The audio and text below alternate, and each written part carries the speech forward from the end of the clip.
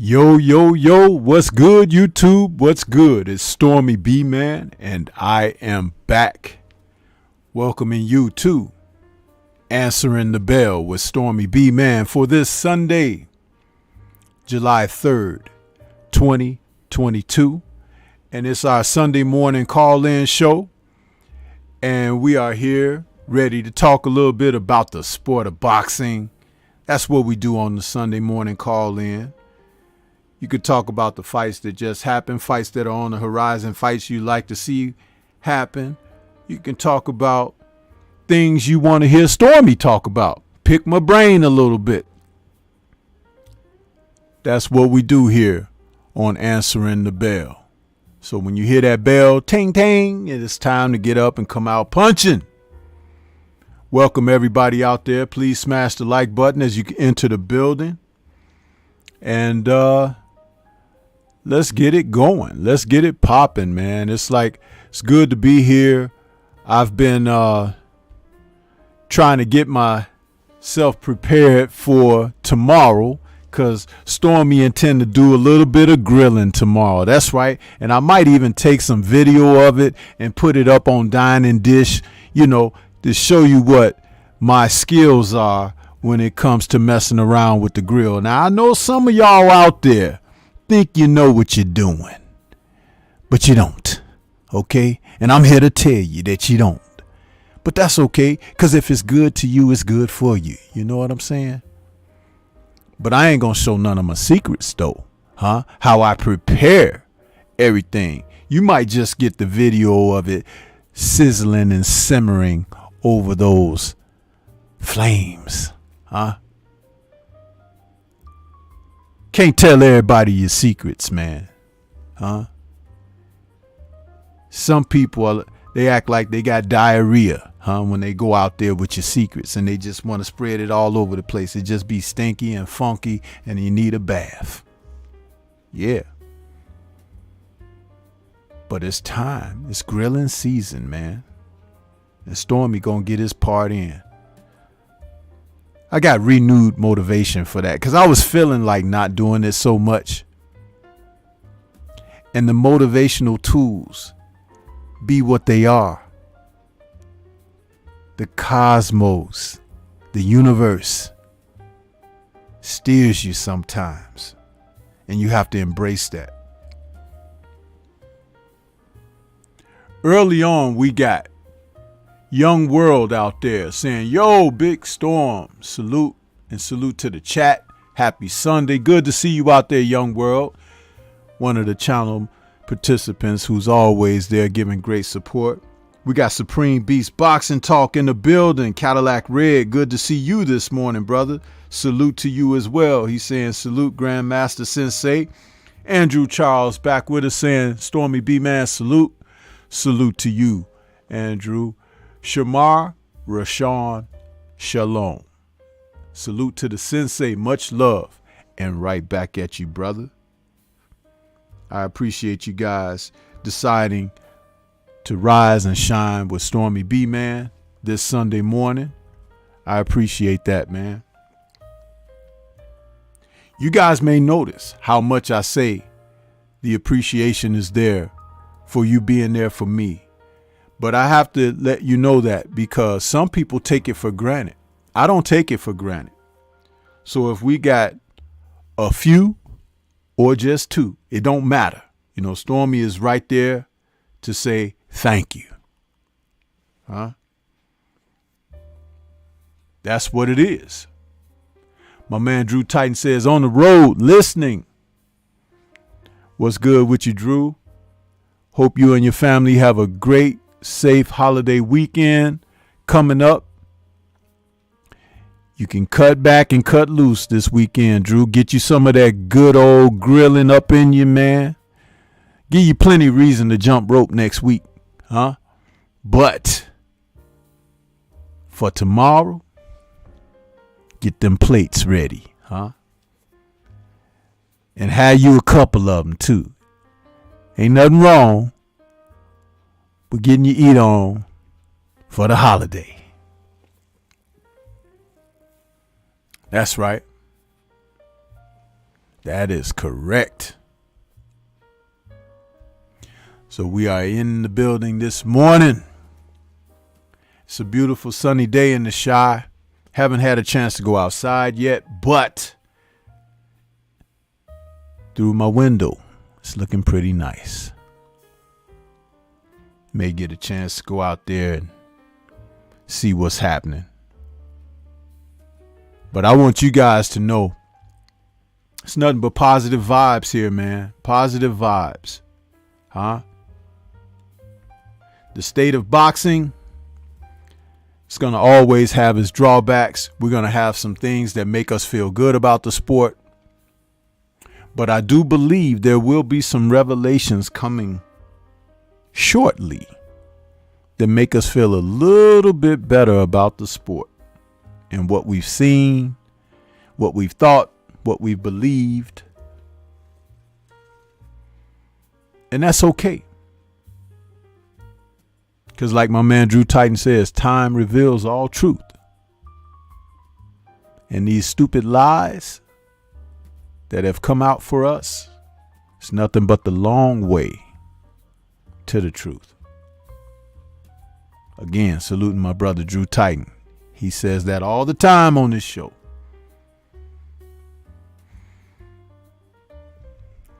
Yeah, deceptions, demonic deceptions in the sport of boxing, believe it or not. Been going on a long time. The sport has been around because, as Mike Tyson said, it's the peddling of the flesh.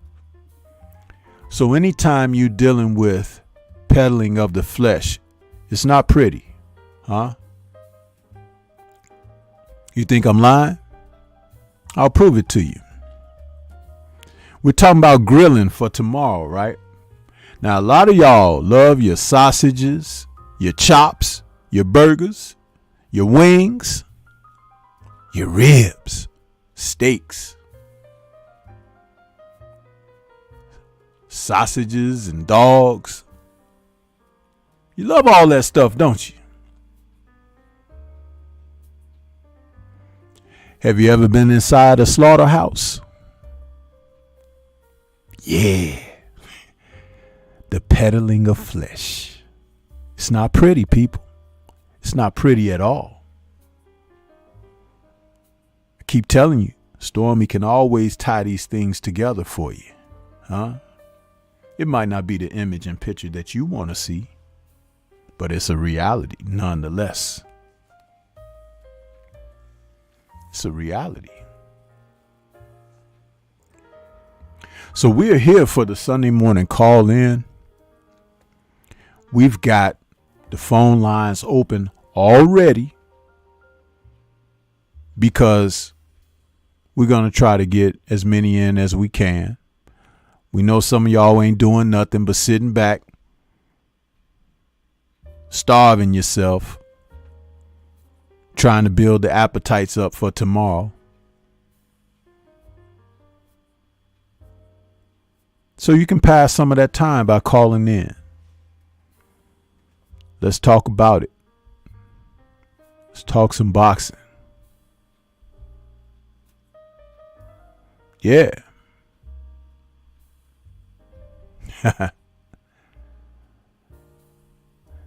Got my little jazz playing there. Gotta have appreciation for the music, man. Gotta have an appreciation for it.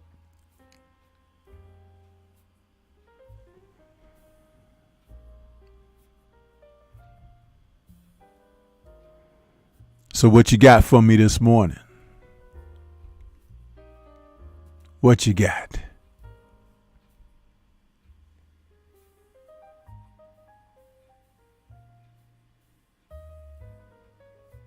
Theseus GQ out there says, salute Stormy, salute to you.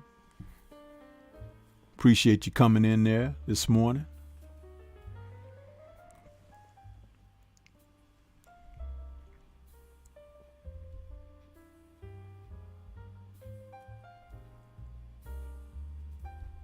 Don't be a stranger, man. Guys can call on in. Open things up.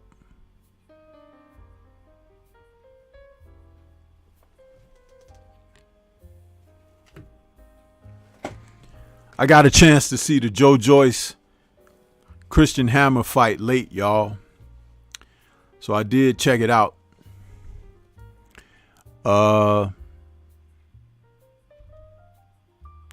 It was originally supposed to be Joyce versus Parker, if I'm not mistaken, right? And as he's known to do, Joseph Parker pulled out. Huh? Does he have any children? Because his pullout game is pretty strong in boxing. I was just wondering. You know? Guy don't want to face people, man. Goes the other way. One thing I'll say about Mr. Hammer, though. Hammer took some risk. For as much as his talents would allow him to anyway. And if he had just a little more pop on his punches, we might have seen something. Because Joyce couldn't get out of the way of those overhand rights to save his life. I didn't like the performances by either guy. I really didn't have to see that fight. Didn't have to see it. Are you not tired of watching these matches where on paper you know exactly who's going to win? It's just a matter of you could be off by a round here or there or whatever. But are you not tired of watching these fights where you know what's going to happen? There is no way that Christian Hammer was going to beat Joyce. Now, the fight between he and Parker would be contingent upon which Parker decides to show up. Would it have been the guy who's on the take, the team player, the runner? And I'm not talking about running, but carrying. Yeah, carrying the business from here to there. Carrying the business. Y'all know what I'm saying. Inferences. But Mr. Hammer, it was just a matter of time.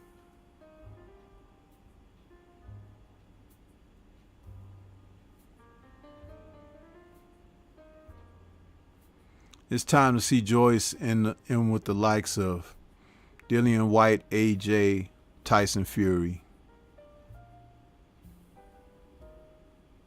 Dubois again. Dubois has a title now. Isn't that funny? Dubois has a title, but lost to Joyce, and Joyce still hasn't had a title shot. How does that work in boxing? Isn't that weird? Anybody question that? Interesting. What do you think, people? What do you think?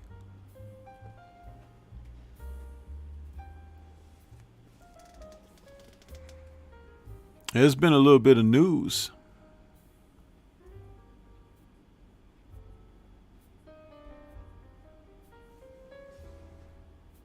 It's been announced that Michaela Meyer and Alicia Baumgardner are going to face off in a unification bout that could see undisputed between them. And the fight will take place on the undercard of Shields versus Marshall.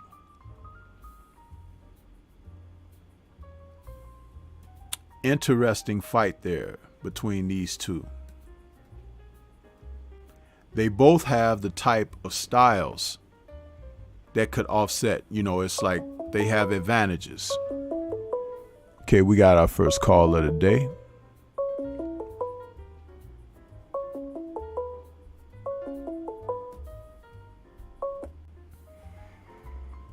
Okay, we got 412 in the building. What's good? Who's calling? What's on your mind? What's good, Stormy? It's the Wonderful Life of Bob J. And I wanted to speak on the Joyce fight. Okay. I like Joyce. I just worry about him, man. I don't like the fact that he takes clean right hands to the face and he doesn't. I just think not. I don't even have to bring in Wilder's name, like Jared Anderson.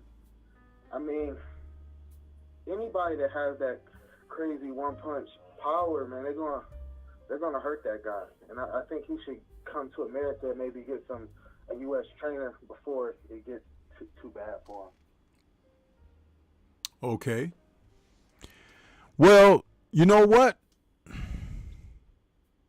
listening. Being the age that he is, he's not going to change. Even with a new trainer or whatever, Joyce is going to be who he is as a fighter. He's a guy that doesn't put his head off center line. That's a technique issue that should have been picked up long time ago, but a new trainer is not going to be able to get him to move his head. The only thing that'll get him to move his head is someone who can hurt him. That's typically, that's the thing, and that's what has to happen. But given those are some of his chinks in the armor, so to speak, and vulnerabilities, once he gets in there with someone who can crack, hit him back, fight him back, that's when you'll see these type of things. And I'll tell you something. He hasn't had to move his head. Like, it's just like when Hammer was hitting him. Hammer was nailing him, but Hammer was never known as a cracker, someone who could really hurt you. This is why I talk about we as the viewing audiences of boxing. We have to complain.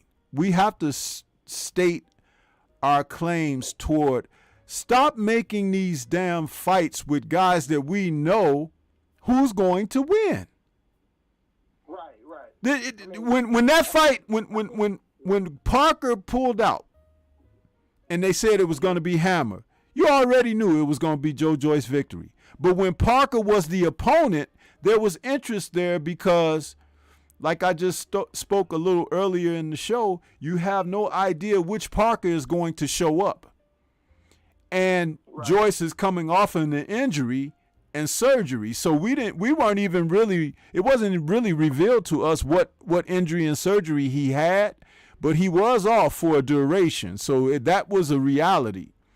So someone to test his mettle, so to speak, and Hammer wasn't the guy to do that. Hammer was a workout for him at the end of the day, which is why I wasn't so high on watching it. You kind of knew 4, 5, 6 rounds, it should be done.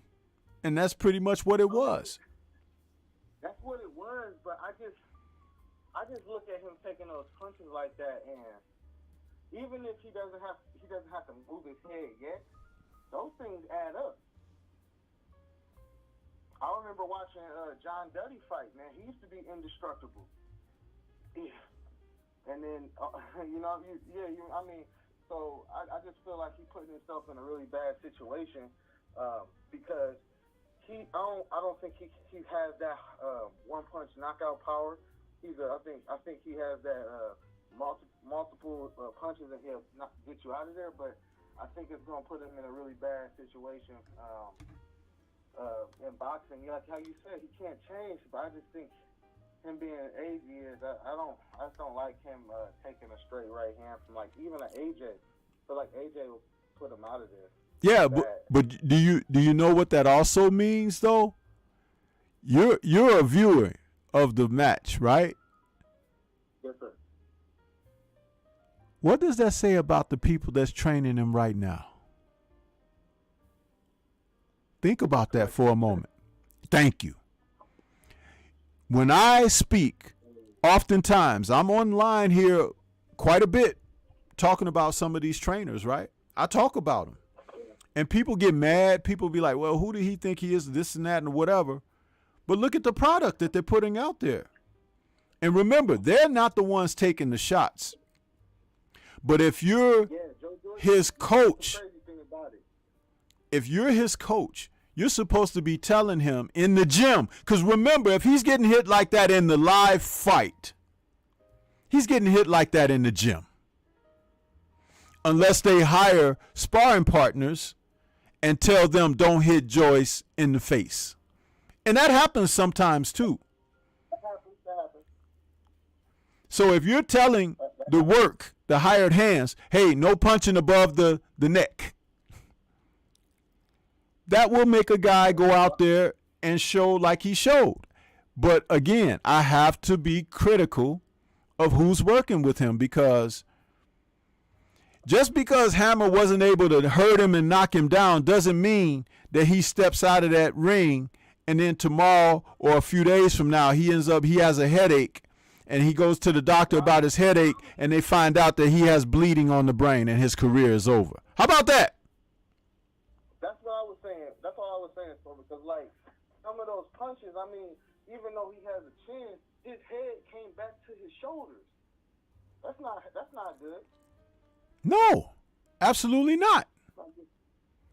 You know, you could be in a car accident and your head gets shook back or whatever, and it doesn't even have to hit anything. You can still end up with a concussion or something because it's the way that your brain flops around in your skull. Right? Correct. So when I say these things, do they not have merit? Lots of merit. Yeah. But again, they get paid nicely because he commands a decent salary for whatever it is for him over there. But is the money well spent? Absolutely not. Right. I hear you on that. I talk about these things all the time.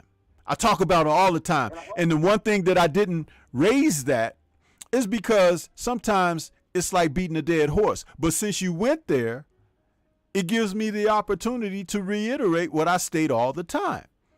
These trainers of today, a lot of them, not all of them, but a lot of them are horrible. Because even if a guy like Joyce, who's a huge target, but if you teach him how to position his chin and his gloves, a lot of stuff can go off the gloves, the shoulders. You know what I'm saying? You teach him these nuances, and it's safekeeping.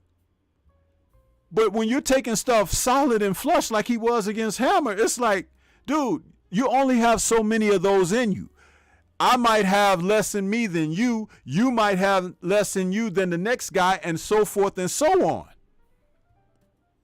And as I said, if you're getting hit like that in the live action fight, you got to be getting hit like that in the gym too. Yes, sir.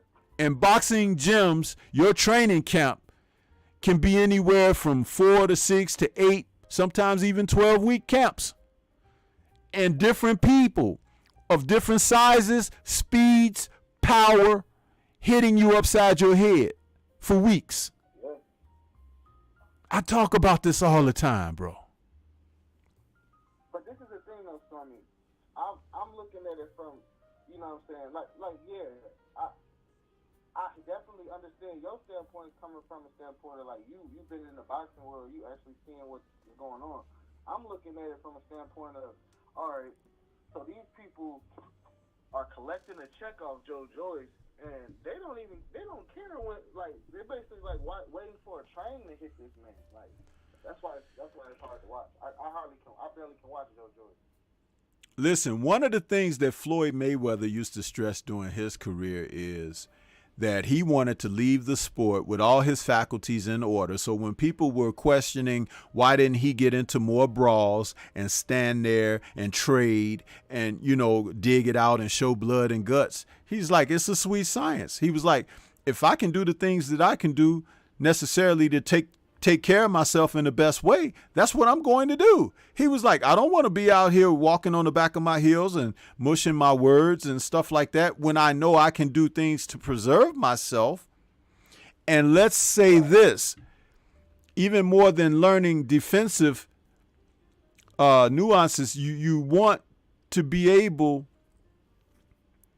to be in condition, because being in conditions allocates opportunities for you to perform at a different level.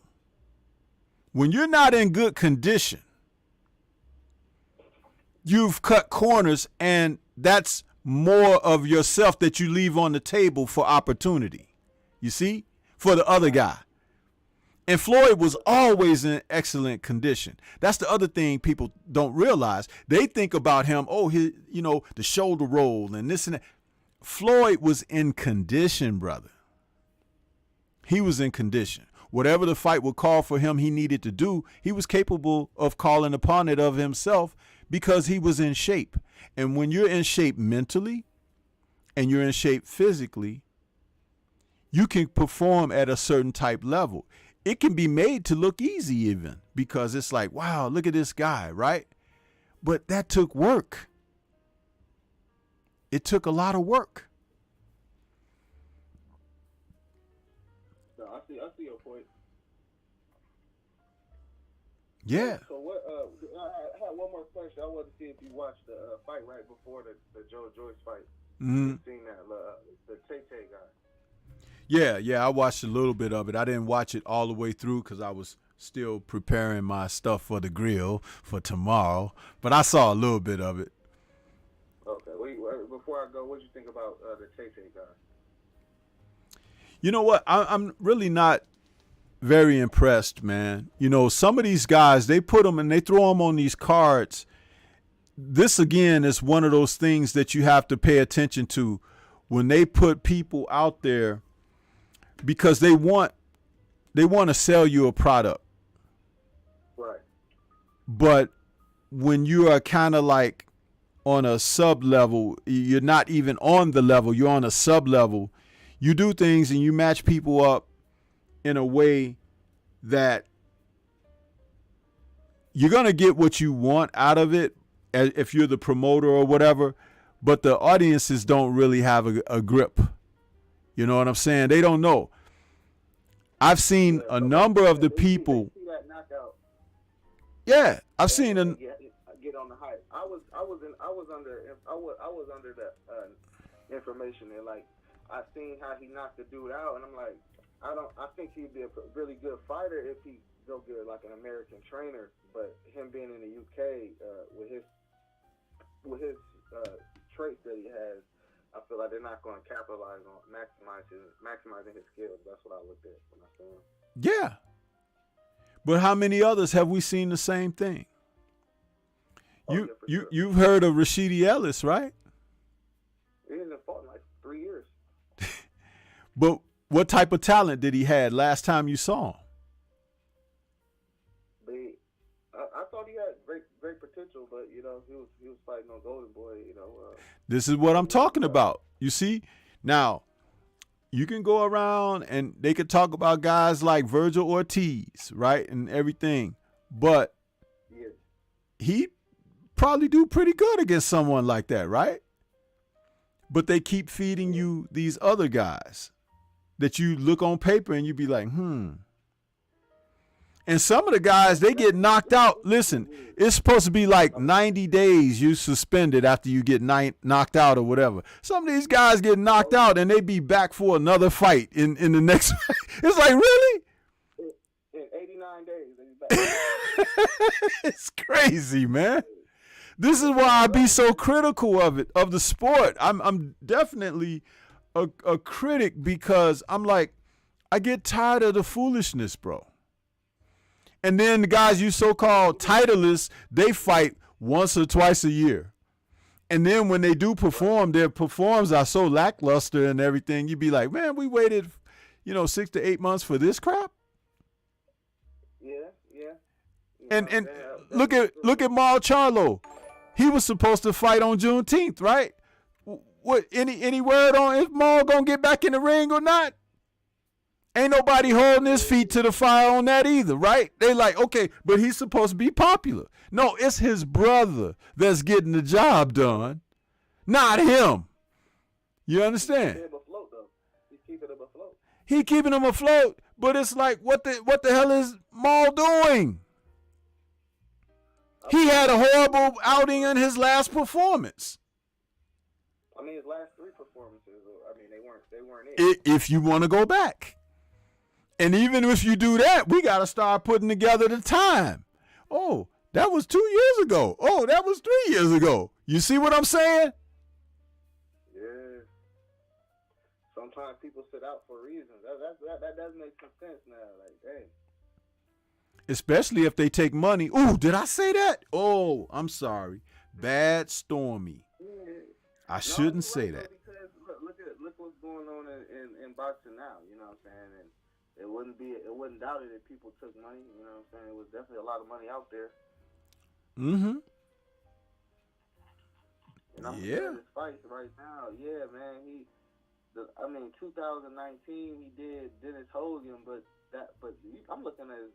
All right, Hugo Cintron was the last one I looked at him and was like, man, he a problem. Then he fought Matt Kovalev, which was it was just a subpar fight for him. And then Brandon Adams, he beat him easy. And then Dennis Hogan, yeah, man, he hasn't had too many good fights. I mean, since Julian Williams. Yeah. Control days. That's 2016. Isn't that horrible? Yeah. Isn't that horrible? Because now you just broke it down and you start looking at the dates when that activity took place and consider today's date, then it really crystallizes things for you. It puts you right in proper perspective. Yeah. How many fights has this man left on the table? How many opportunities has he not stepped up to the plate for? He had one that was raring to go, and it was due to his own doing. When he called out Benavidez, and Benavidez answered. I wasn't going to go there. I was going to say when he called out Danny Jacobs. Even that, but that's old, though. The Benavidez is more recent. And once Benavidez responded, then it was like, what? You got to take an HIV test and a COVID test, and, you got to donate your firstborn and everything. All of this stuff. Really? Are you serious? Yeah.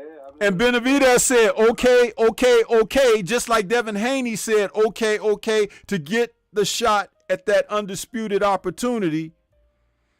And now all of a sudden he like, but I'm a 160 pounder though. Well, why the hell did you open your damn mouth? Right. It doesn't look good, man. You know what I'm saying? Like back in the day when I was spoiled, my dad was showing me boxing fights as a kid, so I'm seeing the Tommy Hearnses, seeing them fighting. And Tommy Hearns, he had like 5 or 6 losses, man.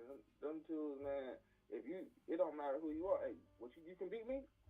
Set the fight up. That's all it was. It wasn't, well, you got to talk nice to me because you've been disrespectful, and I'm not going to give you a fight unless you be respectful. Like, come on, man. What type of stuff are you doing now?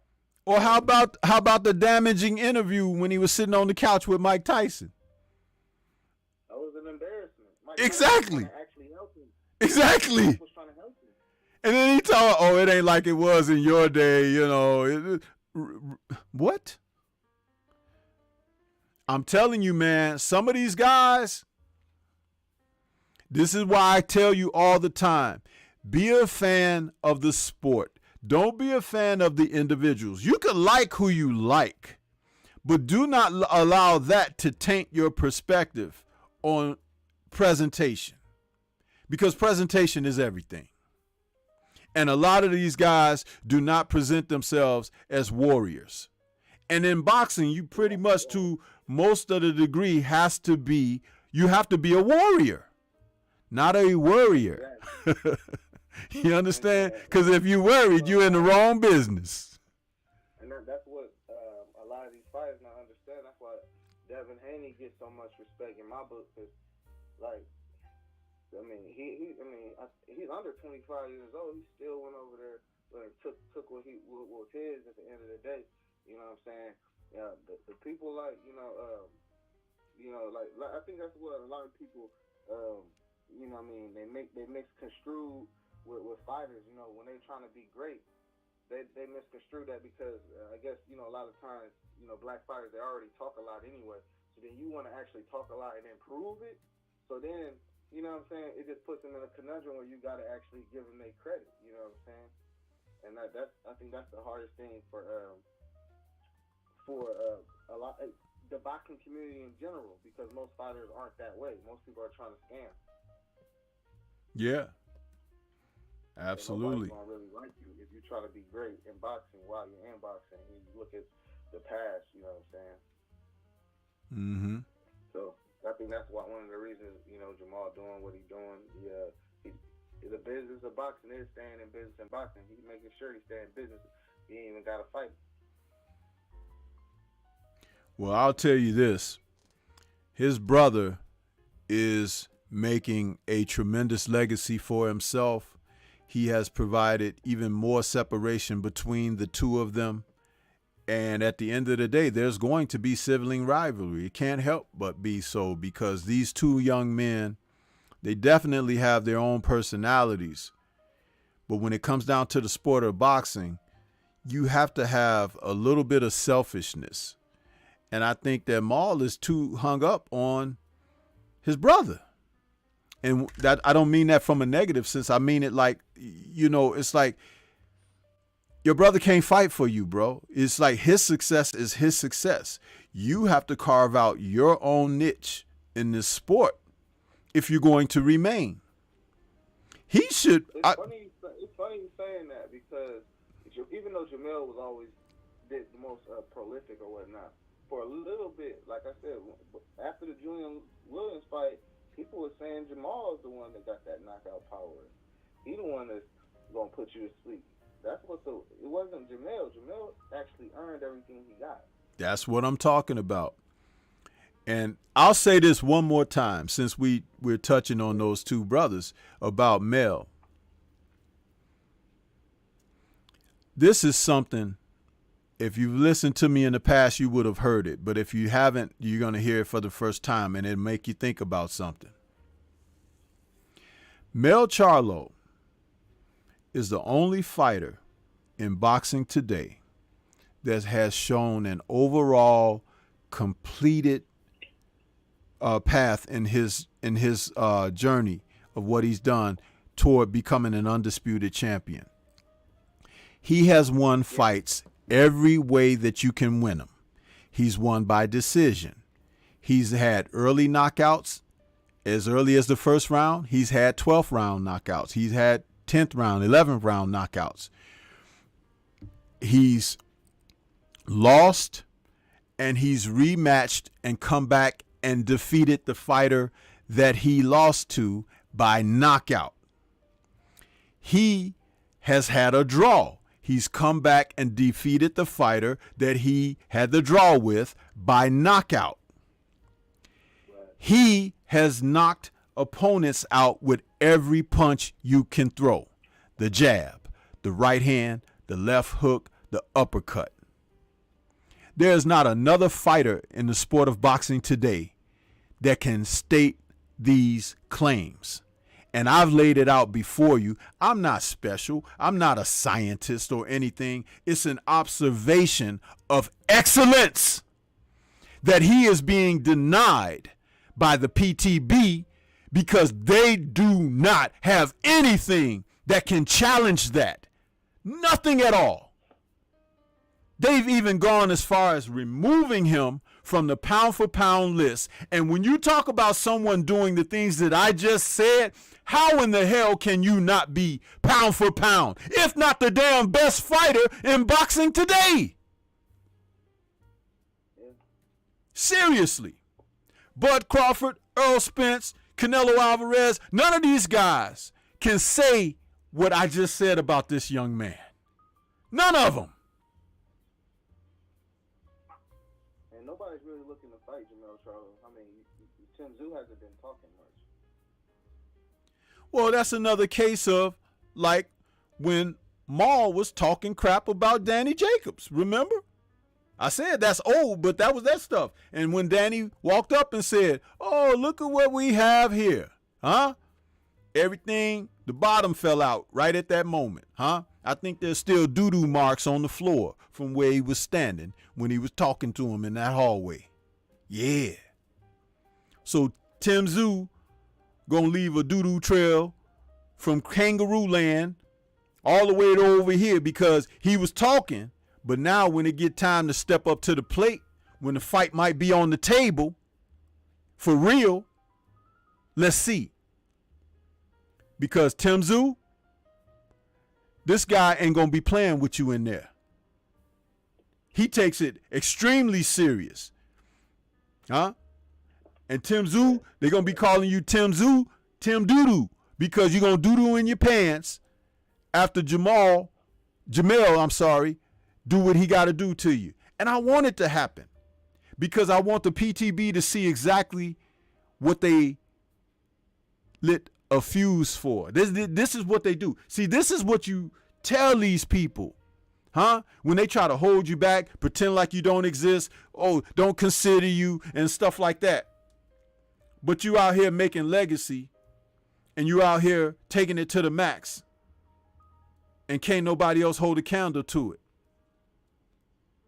Yeah, Canelo bounces all around with different weight classes and everything, but when he does it, he doesn't even face the best of ways. Mel is in one spot, taking on the best of whoever's there and whooping their asses. And when there was something questionable, did you have a rematch? He knocks them out. No decisions, stoppages, KOs. That's for sure. And they championship fights. There you go. And that's what's supposed to be considered. And they're omitting him from the pound for pound list? Are you serious? Look at this foolishness, man. I don't know if you can see your screen because I can pull it right up. I had it ready just in case the conversation came up again. ESPN's pound for pound list doesn't have Haney on it, and it doesn't have Mel Charlo on it. That's a disgrace. That's a disgrace. But they got Tyson Fury on there. They got Vasily Lomachenko on it. Are you serious? Vasily Lomachenko done lost twice already. Yeah. It does. They got Oleksandr Usyk on there, but he's a heavyweight. He shouldn't be on there. When he was a cruiserweight, yeah, because he was whooping everybody at cruiserweight.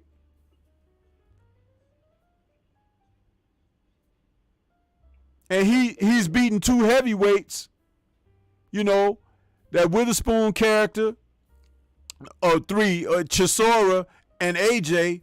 But is that the cream of the crop of the heavyweight division? Absolutely not. Put Alexander in there with King Kong Ortiz, huh? Put him in there with somebody like that. They ain't willing to do that. No, this is what I'm talking about. So when you see these people doing these things, it's like it doesn't make sense to me, man. It doesn't give me any clear conscience of understanding when they want to be omitting people. Omit the damn drug cheat in Canelo. Omit the drug cheat in Tyson Fury. Omit the damn loser in Vasily Lomachenko who lost in his second professional fight, huh? And then they try to erase it like it didn't happen. Showing his record on TV because he's sitting in the audience and everything on ESPN. And they're like, oh, here's Vasily Lomachenko. He's 14-0. What? I bet wherever he was, Orlando Salido was drinking on his beer and probably threw the damn beer at the TV screen. And he didn't want to run it back against Orlando Salido. He didn't want no more of that. But you're supposed to be one of the best in the world? The best in the world run it back, don't they? When they tried to tell Floyd Mayweather that Castillo might have won and Floyd got the benefit of the judges and everything, Floyd said, hold my Gatorade, watch what happens. And come back and dust the guy off. The guy probably won one round in the rematch.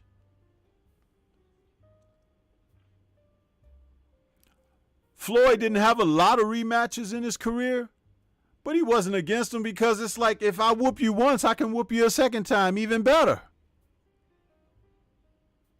Yeah. When someone is more than capable, that's how they handle the situation. Look at some of these guys out here. They running away from the opportunity to even fight one time, let alone a rematch. I was thinking, who was you thinking a good comeback fight for Wilder? You got the Sanchez was calling him out. I would think people like Adam Kalinaki. Sanchez is happy to be in the heavyweight division right now. There are a number of fighters that he better stay the hell away from. Sanchez is limited. I saw that in his last performance. Just because he might have excited some people against Effie Ajaba, guess what? Effie Ajaba ain't nothing. Worst thing he did, the worst move he made was to get away from Ronnie Shields. So the limits in that, and people talk about, you know what? Deontay Wilder is doing some wonderful things in his personal life and time. I would love to see him continue to do that. I don't consider him in the heavyweight division at this time. If he happens to come back, that's his choice. God be with him. But I celebrate all that he's accomplished and what he's doing with his life and his family right now. That's what I'm on when it comes to D. See, anything else, we already knew, even before the Tyson Fury series, that he was the face of boxing. They didn't want to acknowledge that. Now everybody is cloud chasing him because they can't make no money elsewhere or otherwise. But don't you do that with the face of boxing? With the person who's commanding? That's the person that you want. Oh, if I fight him, I could secure a great payday or whatever. That's what that means. Can Frank Sanchez actually say Deontay Wilder in English? Because if he can, then maybe he can say some of these other names that we speak of. Because that's where his focus need to be. Deontay is not in boxing right now, but there's plenty of other guys out there. One of them just fought yesterday. Joe Joyce. Get your ass in there with Joe Joyce. You'll be a good opponent, Frank, for Joyce. Yeah, Joyce is smothering him. And I'll tell you something. Joe Joyce ain't no damn Effie Ajaba. No. Yeah. So that's what it is for me when it comes down to that. And y'all need to put the heat on Joseph Parker ass too. Get your ass back in the ring, Joseph Parker, and stop dilly-dallying around. You know you can't come back to America, so you might as well start making some fights over there. He was the first one that got caught up in that. The running man. That's what I call him, the running man. The Aaron runner. Yeah. Crazy, that's crazy. We on YouTube talking about what's really going on. ESPN ain't talking about this, but that's why you need us. That's why you need us. That's why you should support us. That's why you should big us up. That's why you should share the information and the content, because ESPN on the take too.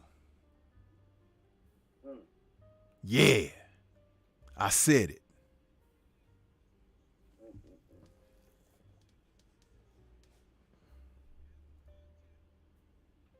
Well, yeah, man. Sorry, man. I appreciate you letting me tap in with you, man. I'm gonna get back on this live stream.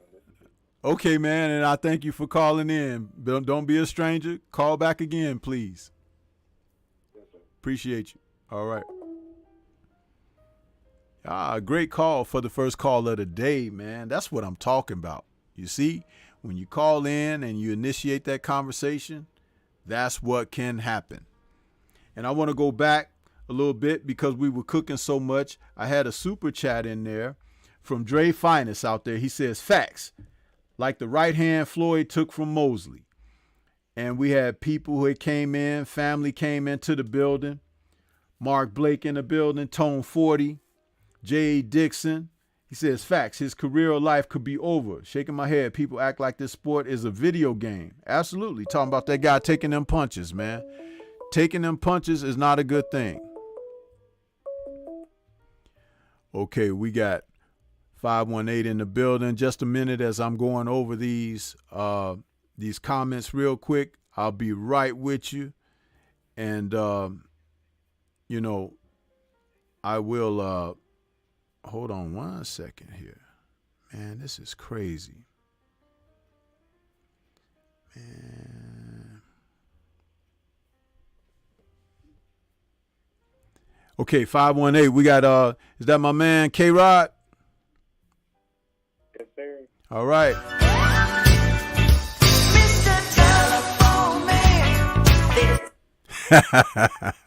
What's good with you, K-Rod? I was trying to welcome some of the people that came in while I was cooking with the last caller, man. We had J.A. Dixon out there. He said, the stuff you're saying, OG, is the reason that I believe boxing fans should train and spar so that they can have a better understanding of what it takes to get in the ring. This sport is real. Absolutely. Everybody don't have to take a punch. It's just people got to stop like they've taken punches. That's what that is. You can't get around that. You know what I'm saying? Dre Finest out there. Batman Forever, AK 817 in the building. Queequee was out there saying what's happening.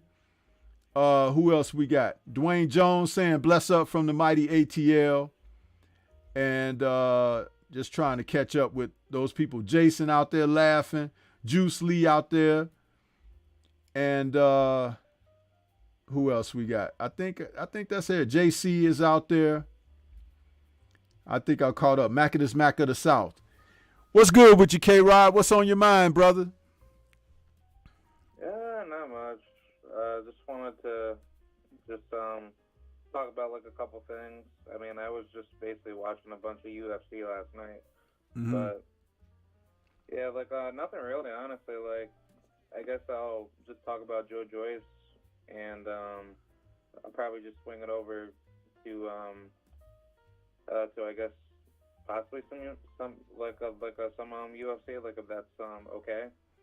But I just wanted to say about Joe Joyce, I don't think he's that good, man. I think Joe Joyce, he should have came into the sport a lot earlier in his career, and I think honestly he's just not gonna end his career very well.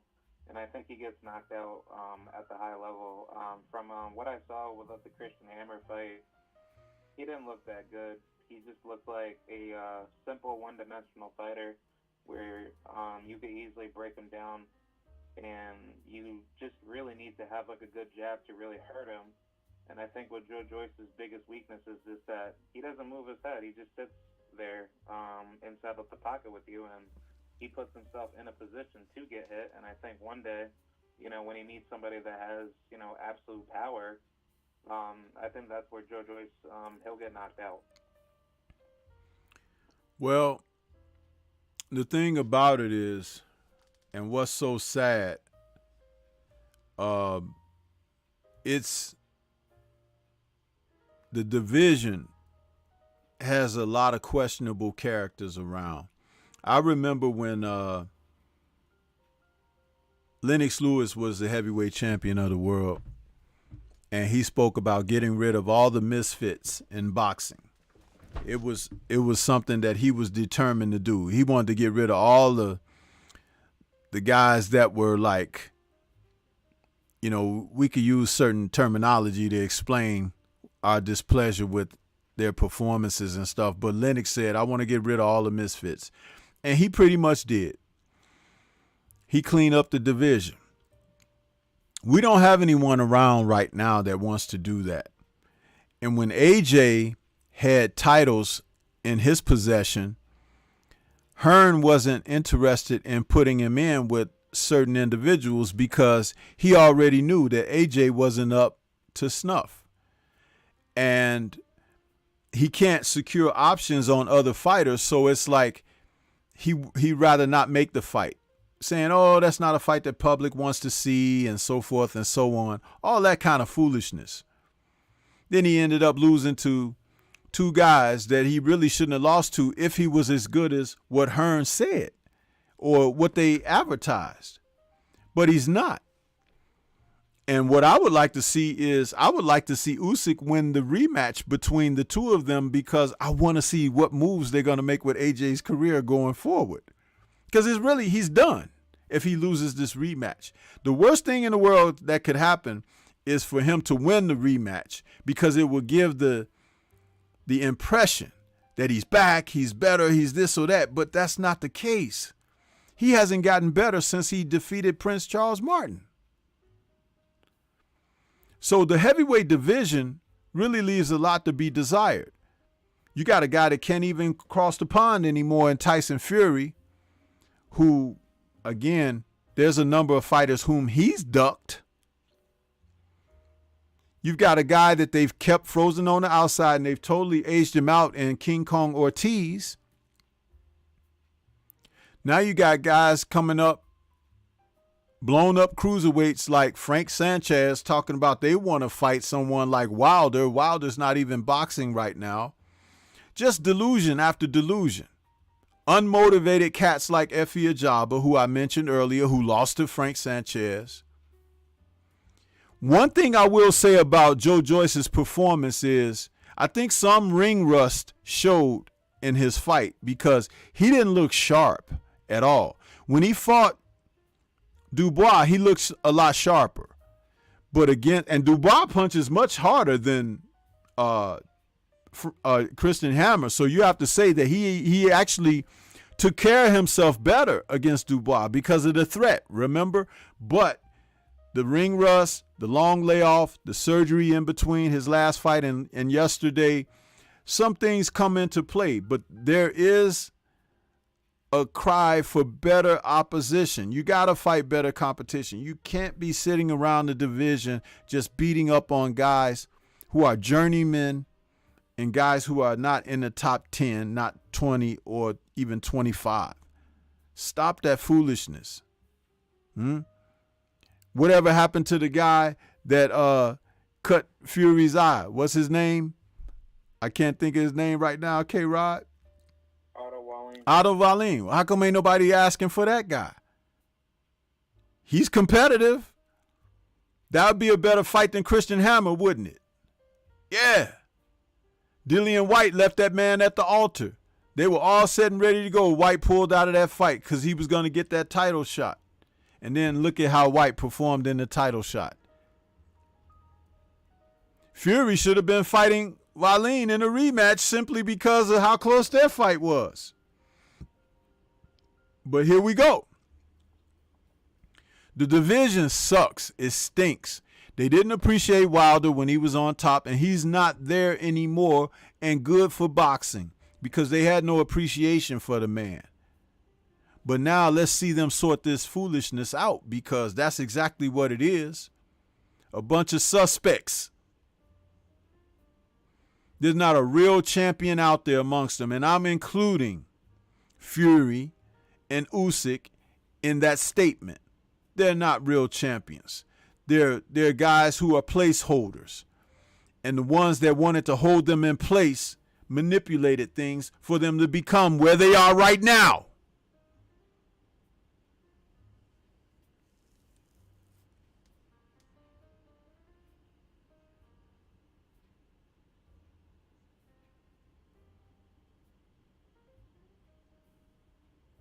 Trying to fool me, make me think that these are top fighters. Drug cheats, has-beens, and never-words out there.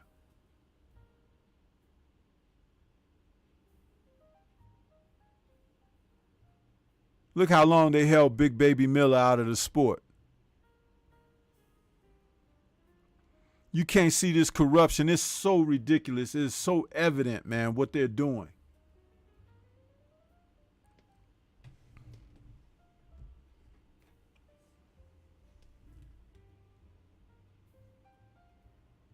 It's the type of thing that make you sick when you really look at the sport for what it truly is.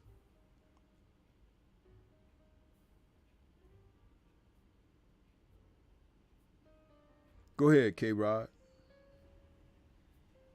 Yeah, I agree. Like, I think honestly, like the heavyweight division is gonna be very crap and very boring to the point where I don't really care to actually watch it until like probably some notable names from like the Black American, heavyweight side actually step up and start taking out some top names. But I'd say, for now, like it's probably gonna be dead. After like the whole, Usyk Joshua, thing goes like away, and I'm pretty sure Tyson Fury he'll be out of the picture very soon. With all that, I guess like a government like investigation with like the Canahan situation, and then after that, like I don't really know who's really gonna be up there. Like personally for me, like I don't see Jared, Big Baby, Anderson really making any noise.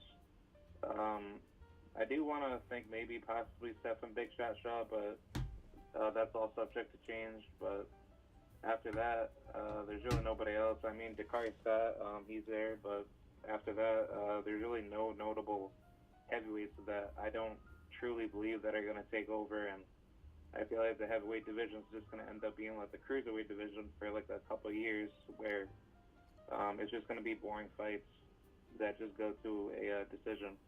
And I think until there's like another, Deontay Wilder type of fighter where, he's just knocking everybody out and he's blowing through everybody, then that's where I think I personally believe that the heavyweight division will go back to its old roots.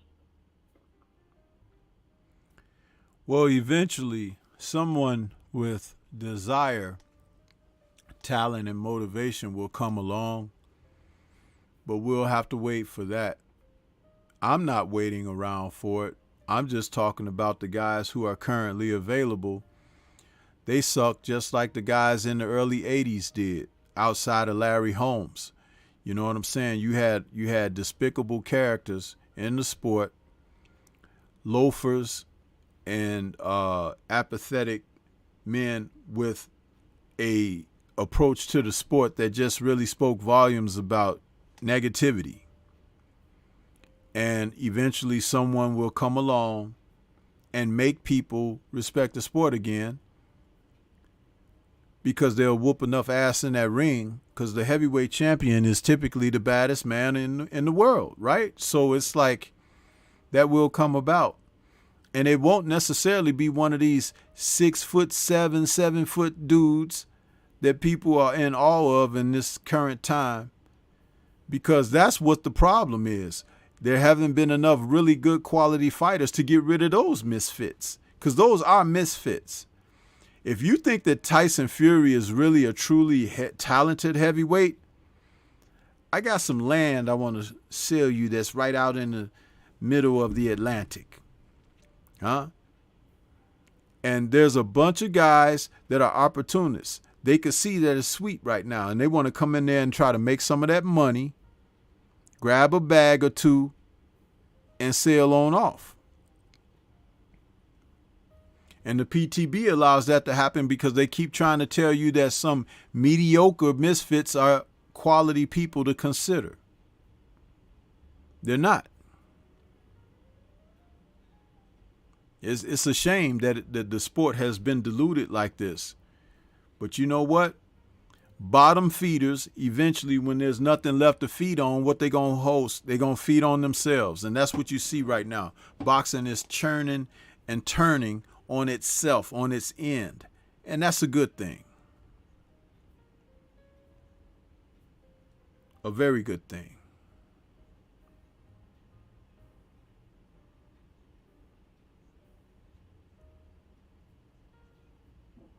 I was gonna ask, I wanted to get like your point of view, but do you think that there needs to be a massive consolidation of weight classes? Like I think like for especially the heavyweight division, I think weight classes like the cruiserweight and the whatchamacallit, the bridgerweight division should be taken out, because like if you really think about it, those guys are cutting down not even that much just to make the weight, but on fight night they're technically still heavyweights, and I was just like thinking, like, you know, like especially for like the lower weight classes, that would really make the sport better by making like you know lesser divisions, so therefore the competition level can be a lot more interesting. So like I wanted to get like your take on that. Absolutely. I've always been an advocate of it being 8 weight classes, 8 weight divisions. That's all you need, because all those tweeners and everything, you got to man up, huh? Because the sport presents itself where if you're good, you can handle yourself between 10 to 15 pounds. If you're not, you're ass out. So, you know, to get back to 8 solid weight divisions, and I'll say this and add this in there, get back to 15 rounds. Get back to 15 rounds in championship fights. And I'm not talking about these championships like, oh, the, what do they call it? The diamond belt and the, you know, what are they all these little rinky-dink belts that they come up. I'm talking about if you're fighting for one of the 4 belts, or even an undisputed fight with the 4 belts on the line, 15 rounds. Because I guarantee you, the men and the boys will be separated when they get back to 15 rounds. You got guys that are going 10 and 12 right now that can't even put out much in those last few rounds. So what would they do if they had 15 to work with? They would have no choice but to get in proper condition in the gyms as they train. You learn how to coast through the middle rounds. You learn how to save your stamina and things of that nature. But these guys of today, you know what they bank on? If I win 7 rounds, I win the fight. That's because they heard Floyd say that before. You know, 7 rounds, 7 rounds. Wasn't Keith Thurman talking about 7 rounds? Wasn't Jarrett Hurd talking about 7 rounds? These guys get that in their head. They think they're masters of arithmetic when it comes to that. But I'm going to tell you something. Go back and watch some of the classic championship fights that were 15-round scheduled fights.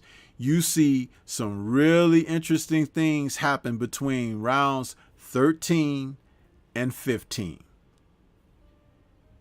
Interesting things that happen.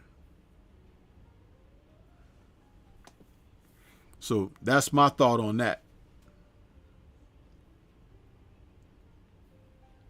Yeah, like I was also gonna add on top of that, like theoretically, like if you got rid of sanctioning bodies out of the picture, and let's just say like boxing was like prioritized in like a league type of way where everything was like you know like universally organized to have everybody compete for the high level.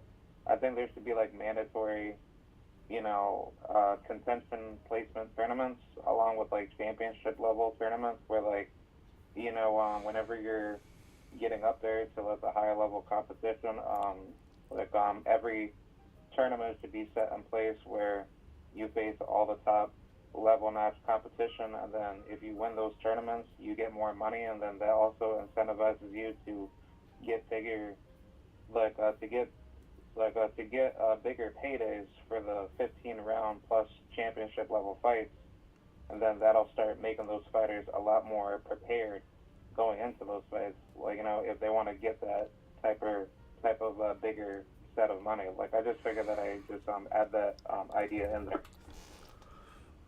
Well, the thing that'll get a fighter better prepared right off the bat would be the fear of getting his ass whooped. If he has enough competitive nature to want to be the best.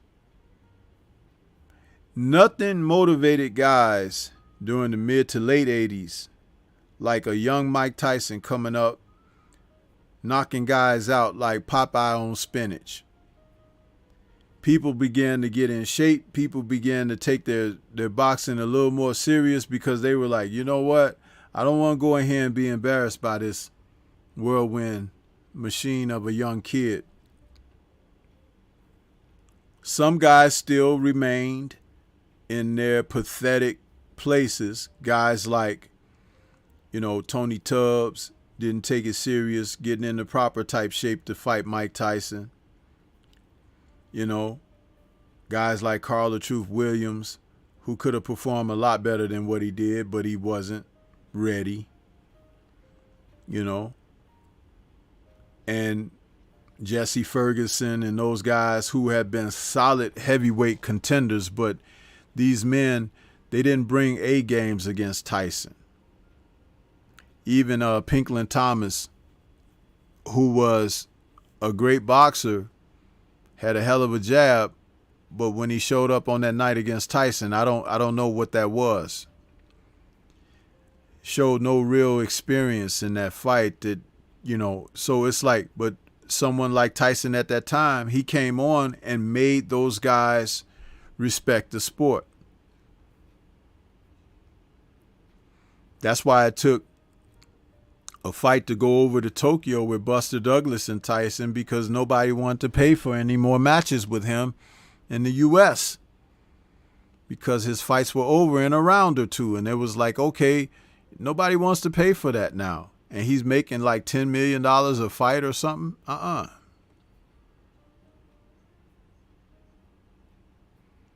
And they held Evander Holyfield's challenge off for 2 years. Evander Holyfield was the #1 contender for all of Tyson's sanctioned titles for 2 years.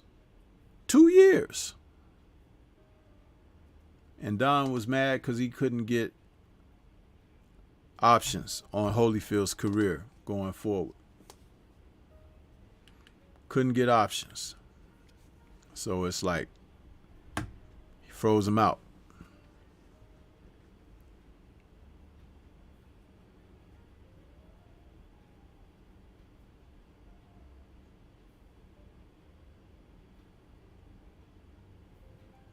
Dwayne Jones out there in the chat says those 80s guys had real skills, though, compared to today's fighters.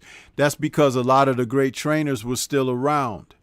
And the so-called proteges of those trainers were supposed to adopt the teachings and to be able to teach another generation. But that hasn't happened. It hasn't happened. Passing the baton, so to speak, as a trainer is really important. Do you think that Sugar Hill Stewart is the equivalent of Emmanuel?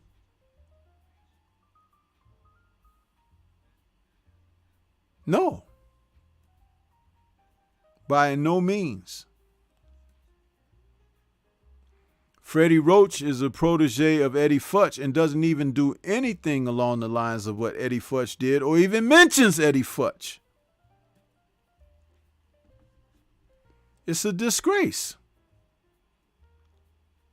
Bill Miller, Nazim Richardson, these were men who knew their way around the sport.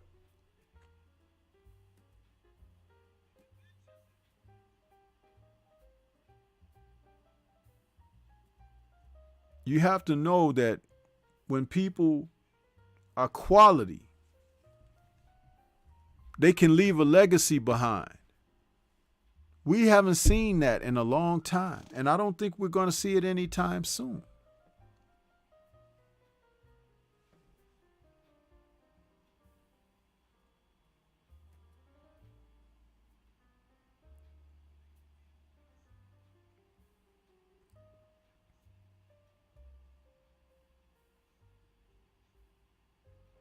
J.A. Dixon says, it's rare to watch a boxing match today and see guys have to really dig deep and fight.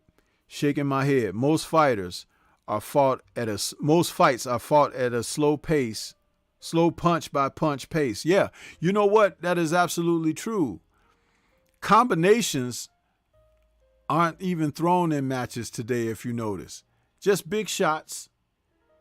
Somebody might work off of a jab from time to time, but who's putting punches together?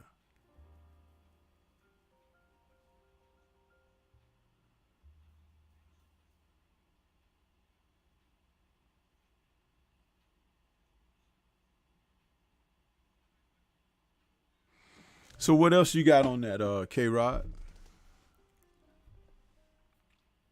Nothing really. Like, I mean, I think honestly, like, you know, boxing as a whole, it's like, I don't know, like, I would rate it to be like a good, you know, state for what fights are coming up. But as far as the heavyweight division, you know, correct me if I'm wrong. If the heavyweight division goes, so goes the sport of boxing. So I think it needs to be fixed as soon as possible before anything, how should I say, bad happens, before things, like, you know, start to be, you know, really boring and very stale. Because I don't want to be paying any more money to fights that aren't worth, I guess, watching.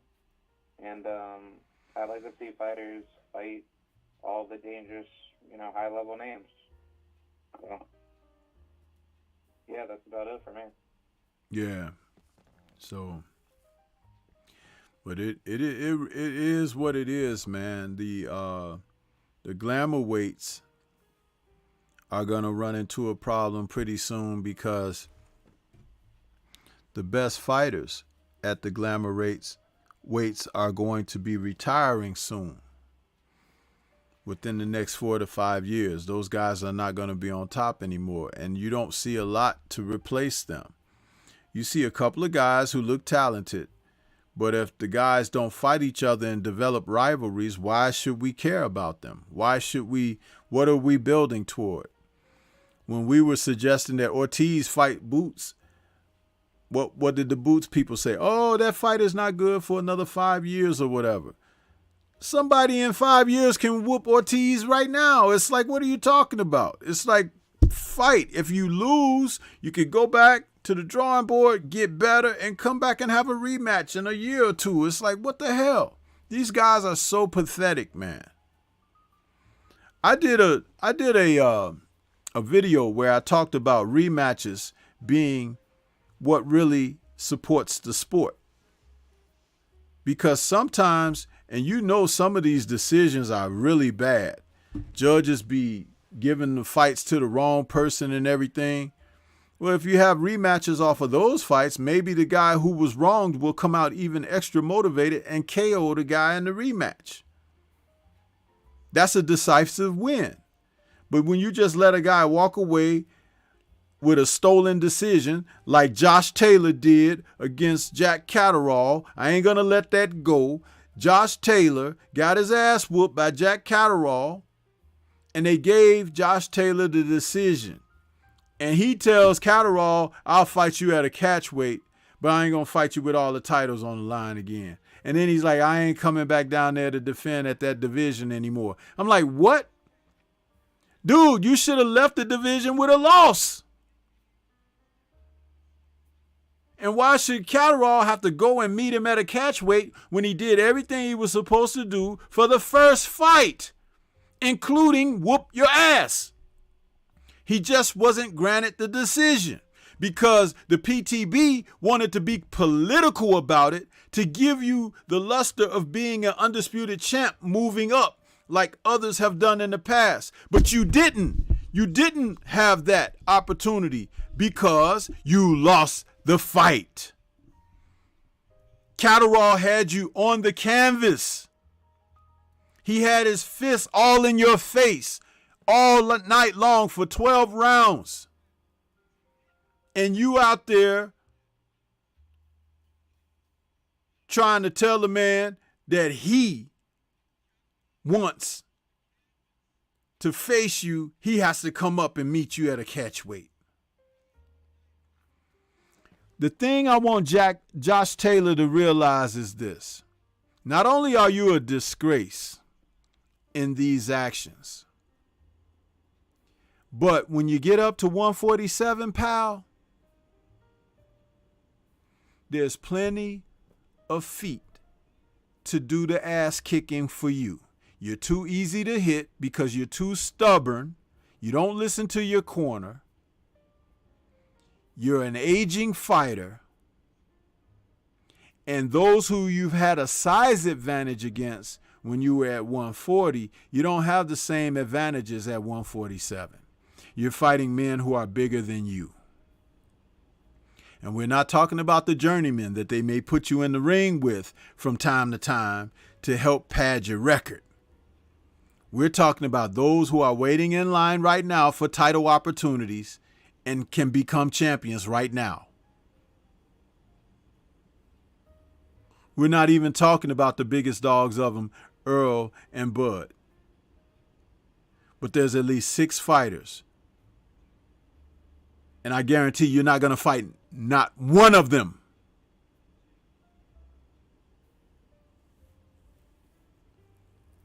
Go ahead, K-Rod. Yeah, I agree.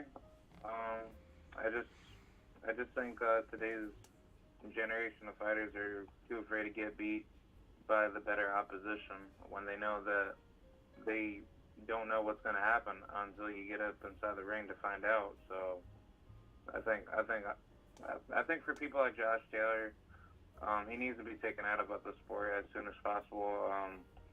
I found that very disappointing from what I heard between him and Jose Zepeda, where he said he didn't want to fight him. He wanted to fight Jack Catterall. And I'm like, okay, well, if you're going to fight Jack Catterall, then fight him at 147. Like if you're not going to actually make your mandatory title defenses. So I just find him to be very fraudulent, and he's just a disgrace to boxing. Yeah. It's the way they move, man. It's like you can respect a guy what he's doing in the ring. And he was once on my Thunderous top 10 list for a while. But all of this and the Catterall loss and how he's behaved since, because remember, he could have said in the ring when they gave him that decision, you know what? I don't feel this was my best performance. I would like to give this guy a rematch and come back and prove that I'm really the champ here. The sanctioning bodies would have let that go. But no, he waffled in the fact of he stole one and then allowed them to start putting the mandatories together and things of that nature, because there are people who have waited for their opportunities and everything, and rightfully so. Or he could have just fought the first mandatory and then ran it back against Catterall, because you do what you're supposed to do. When Bernard Hopkins was the undisputed champion at middleweight, he had worked so hard to garner those titles. They were giving him ridiculous mandatories and everything in between the bigger fights that he would fight. And Larry Merchant was questioning him about the fighters that he was facing. And he was like, listen, don't be ignorant, Larry. He was like, you know that these guys are not my first choices, but if the sanctioning bodies say that I have to give this guy that's a number 1 contender a shot, in order to hold on to my belts, I'm going to give the guy a shot. But I still want to fight who I need to fight. But I work too hard to gather these opportunities to be undisputed champion. And it's a mantle that I carry with respect. You have to take your hat off to a man like that. And Larry Merchant, the leprechaun that he was, sitting up there making racist remarks and everything and hate speech against Bernard Hopkins for standing up for himself.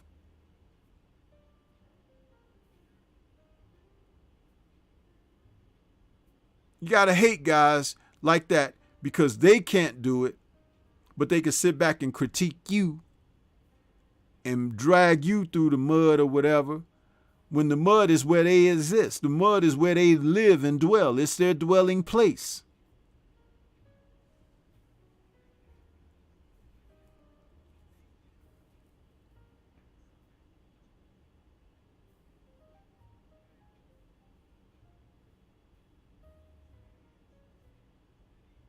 J.A. Dixon says Catterall took step-aside money to even allow Taylor to go for Undisputed, and they still cheated the man. Yeah. Yeah. He went out there and performed. That's one of the worst things in the world, for you to go out and perform and really actually get the job done and don't complete the process because some judge has an agenda and they're on the take with corruption.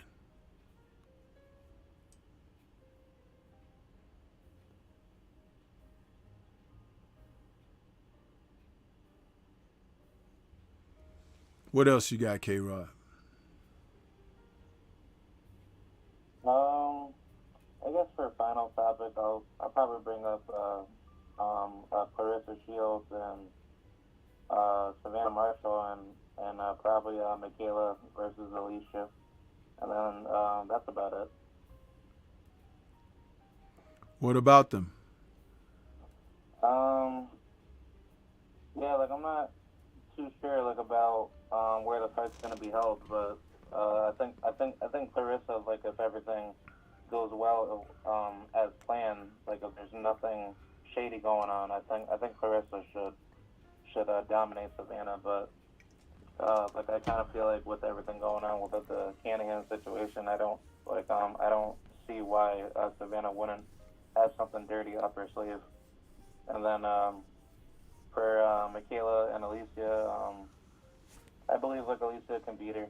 I think Alicia will come into that fight very prepared, and I think one of the only problems that I could ever see out of that matchup is probably just like the height and reach difference that Michaela will have over. But I think if it goes into like a pocket type of fighting, I think Alicia she'll use that to her advantage to potentially win. But I think Michaela is gonna definitely go into deep waters in this fight. I don't like the Shields Marshall fight. I don't like it. Has nothing to do with Clarissa Shields, who is a world-class world champion and has carried the sport of women's boxing on her shoulders. But the Marshall camp, everything associated with it, everything that it is representing, rings corruption to me. And I am not confident that Shields alone will be enough to overcome what may be in store with this upcoming event. If it were on neutral grounds, if it were in the States,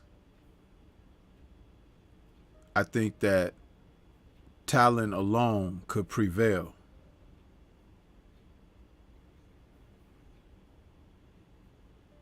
But there's something here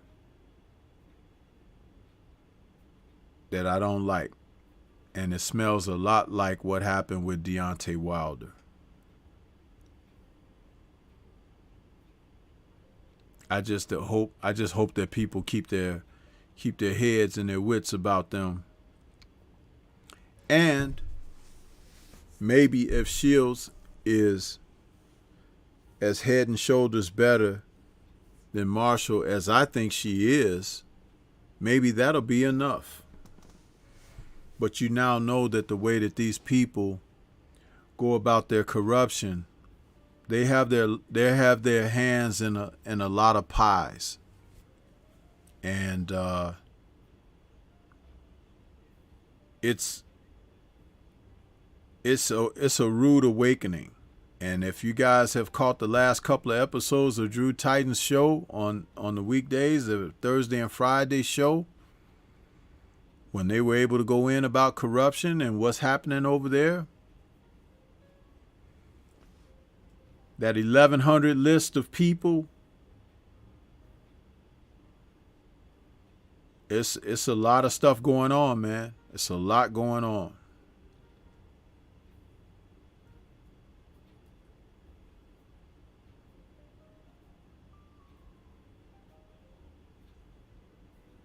Let me just say this about Savannah Marshall.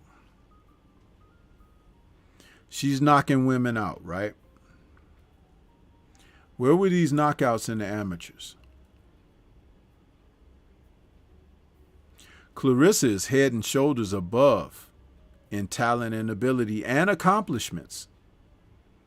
And she has far less knockouts on her record, but her performances have rung of superiority. So Marshall is basically a novelty act where she's stopping people. But where did power come from? Are her hand wraps questionable? Does she have something in her system coursing through her veins that should be looked at by doping agencies? Are the people who are associated with her camps guilty of being associated with cheating in the past?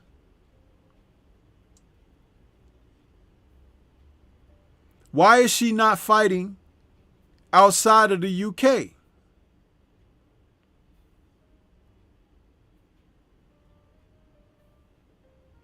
What is the so-called undisclosed injury that made her cancel the original opportunity for the fight date that was looked at toward the summer, and it got asked for it to be pushed back? Why was she denied the opportunity to come to the U.S. to face off with Clarissa, even during the Taylor and Serrano promotion, to help carry the baton toward the next big fight in women's boxing? Why was she not able to come? People need to ask the right questions. Is ESPN asking that? Is DAZN asking that? Is Queensberry asking that? BT Sports asking that?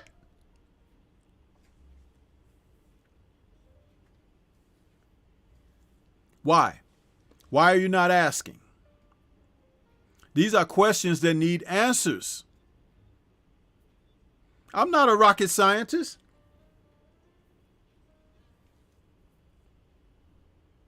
But I can tell the scent of bullshit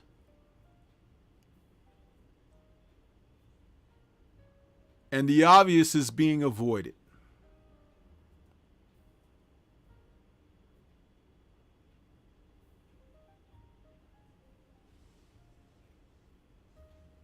Now, as far as Baumgardner and Meyer, that fight right there is a good fight.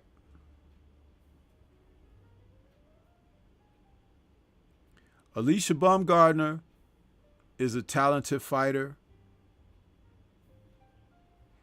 She's had some pretty decent performances. Her last outing was not her best, but she's still a championship caliber fighter. There's some things that I would like to see her clean up before she gets in there with Mayer. But when Mayer had that fight with Hamadouche,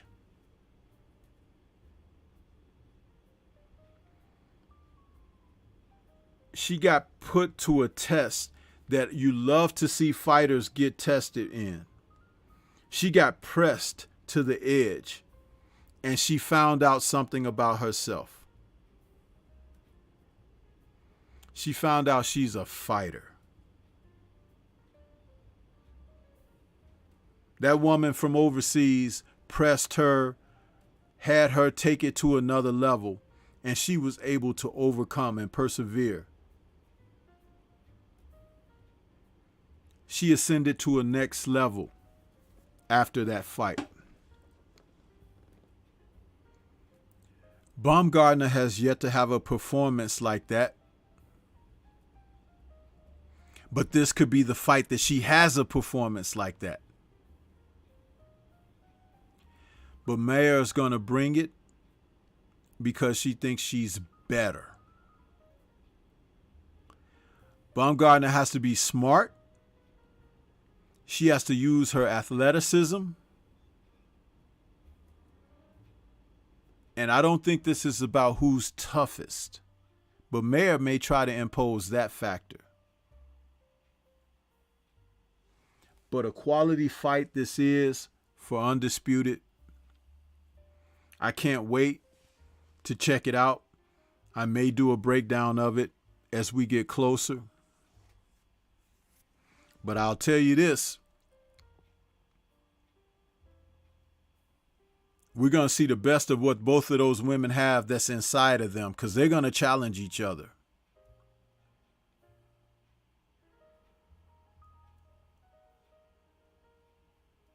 Right now, I'll call it 50-50. But as I analyze it and get into it more, the pendulum will swing. But I do say this, just like Taylor and Serrano, you guys need to tune in for this fight. It's probably going to be better than Shields and Marshall. Probably. Those are my thoughts at this juncture, K-Rod. Okay. Yeah, like I'm definitely looking forward to it. I feel like it's gonna bring another Taylor versus Serrano type of vibes, and I really wish it was in America. Like if it was like hosted in like Madison Square Garden or probably like Vegas. I think that would be super like electric. Yeah, I don't like them having Clarissa face this girl over there. They set this up, man. I saw this a long time ago. They set it up. They lured this woman with all of her successes and everything out of her base to go over there where they could take it all away from her and it won't be legit. And that's the only way that they can do things nowadays. We've seen it happen before, and it's definitely going to happen again. I hope it doesn't happen this go round with this particular promotion, but you have to speak things as facts. There is corruption in this sport. Clarissa is the most decorated women's boxer today.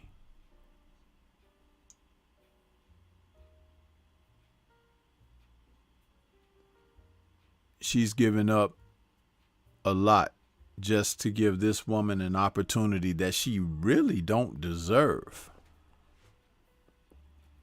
It's a grudge match because they don't like each other. And I do believe that Clarissa could lose discipline in this fight too.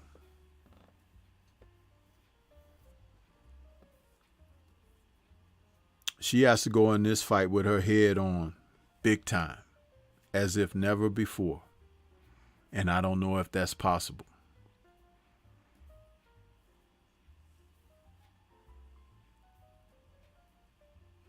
People have to be smart, man.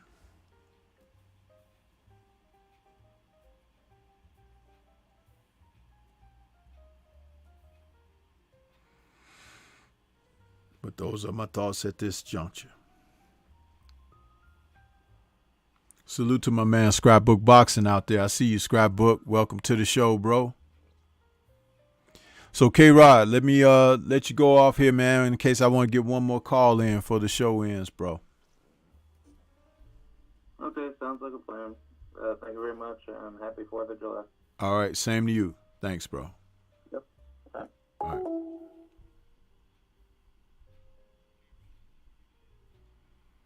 Okay, we got enough time to take one more call in.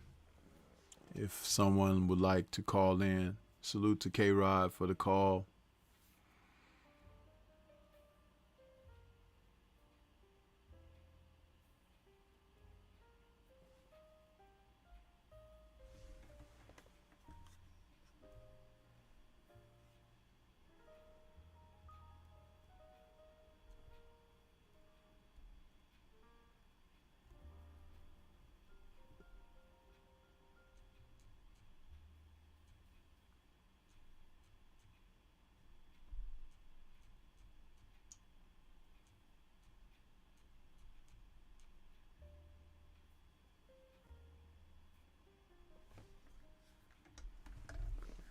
Yeah, we had a few people come in there. Salute to you, Mark. I see you out there, brother.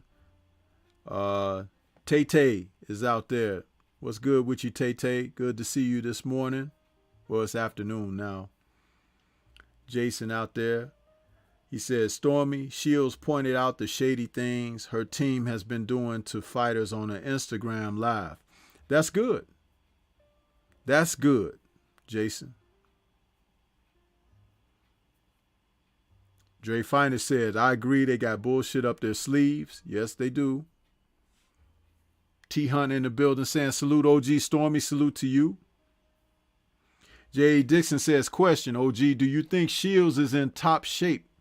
Because I want to know why her punches don't really hurt people. Or does she need to sit down on them more? It's probably a point of her setting down on them more. Because if you notice, even in her last performance, she was punching with more speed and accuracy than she was with power. But don't get it twisted. Clarissa can punch. You know what I'm saying? She's kind of got that Floyd Mayweather thing going on where she can punch enough to make you respect her. But I don't think she's going to get a single punch KO knockout type thing like Julian Jackson or something like that.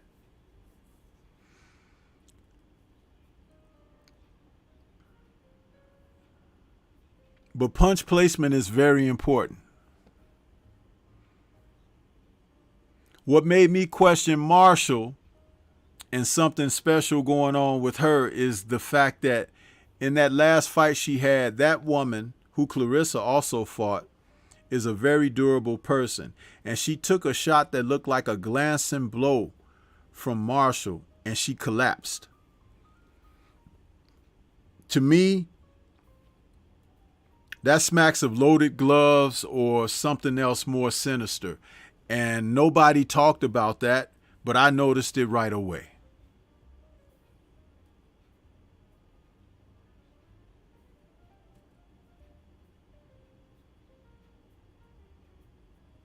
Yeah. So those are the kind of things that I pay attention to. And I'll tell you, a lot of people don't talk about it enough. They don't.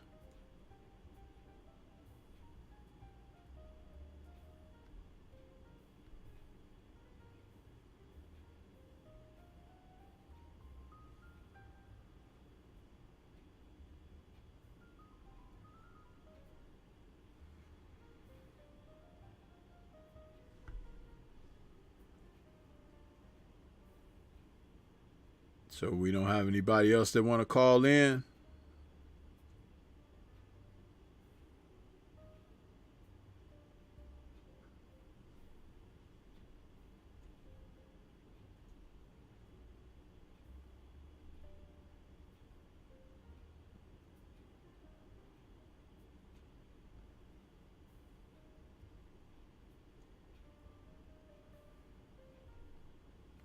Mark, you out there? Why don't you call in, Mark? I don't think you called in before.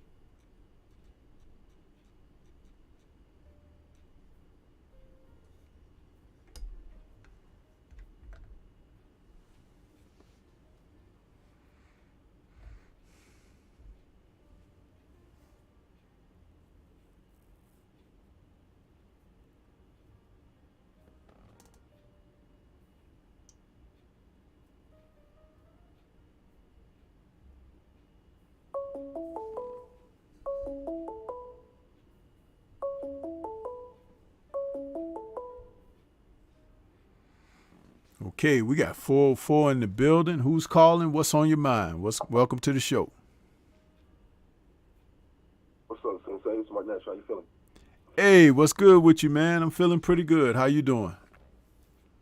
Man, I'm a little stopped up right now, man. I was up all night sniffing and sneezing, and puffing the phlegm. I don't know how I got a summer cold. Oh man. I think I fell asleep, but you know, you get old, man. You can't just be falling asleep with the fan on and That's for sure. and had the air conditioning. Yeah, so it's been bothering me. But how you been though, man? I missed the whole show, man. I'm just getting up. Oh man, I've been pretty good, man. Yeah, I've been pretty good out here, you know, trying to keep people enlightened on some things, because it's like, man, people be sleeping, man. Have you noticed that, Mark? And I know you do your own thing, but have you noticed the amount of people that are just kind of like unawares? Oh yeah, on several levels, not just with sports, just politics, relationships. Like people just being in our own bubble sometimes. Yeah, I get it, but it's you got to step outside your bubble sometimes. And people, when you trying to see what's on the other side, people will say, "Oh, you rocking with the ops." Like, man, these people ain't your ops, man. These your brothers, these your sisters. Shoot, it's news, it's politics. You need to have situational awareness. Does that make sense? absolutely. You know, it's funny because they don't understand the concept of survival. No man is an island, but together a man can form a community.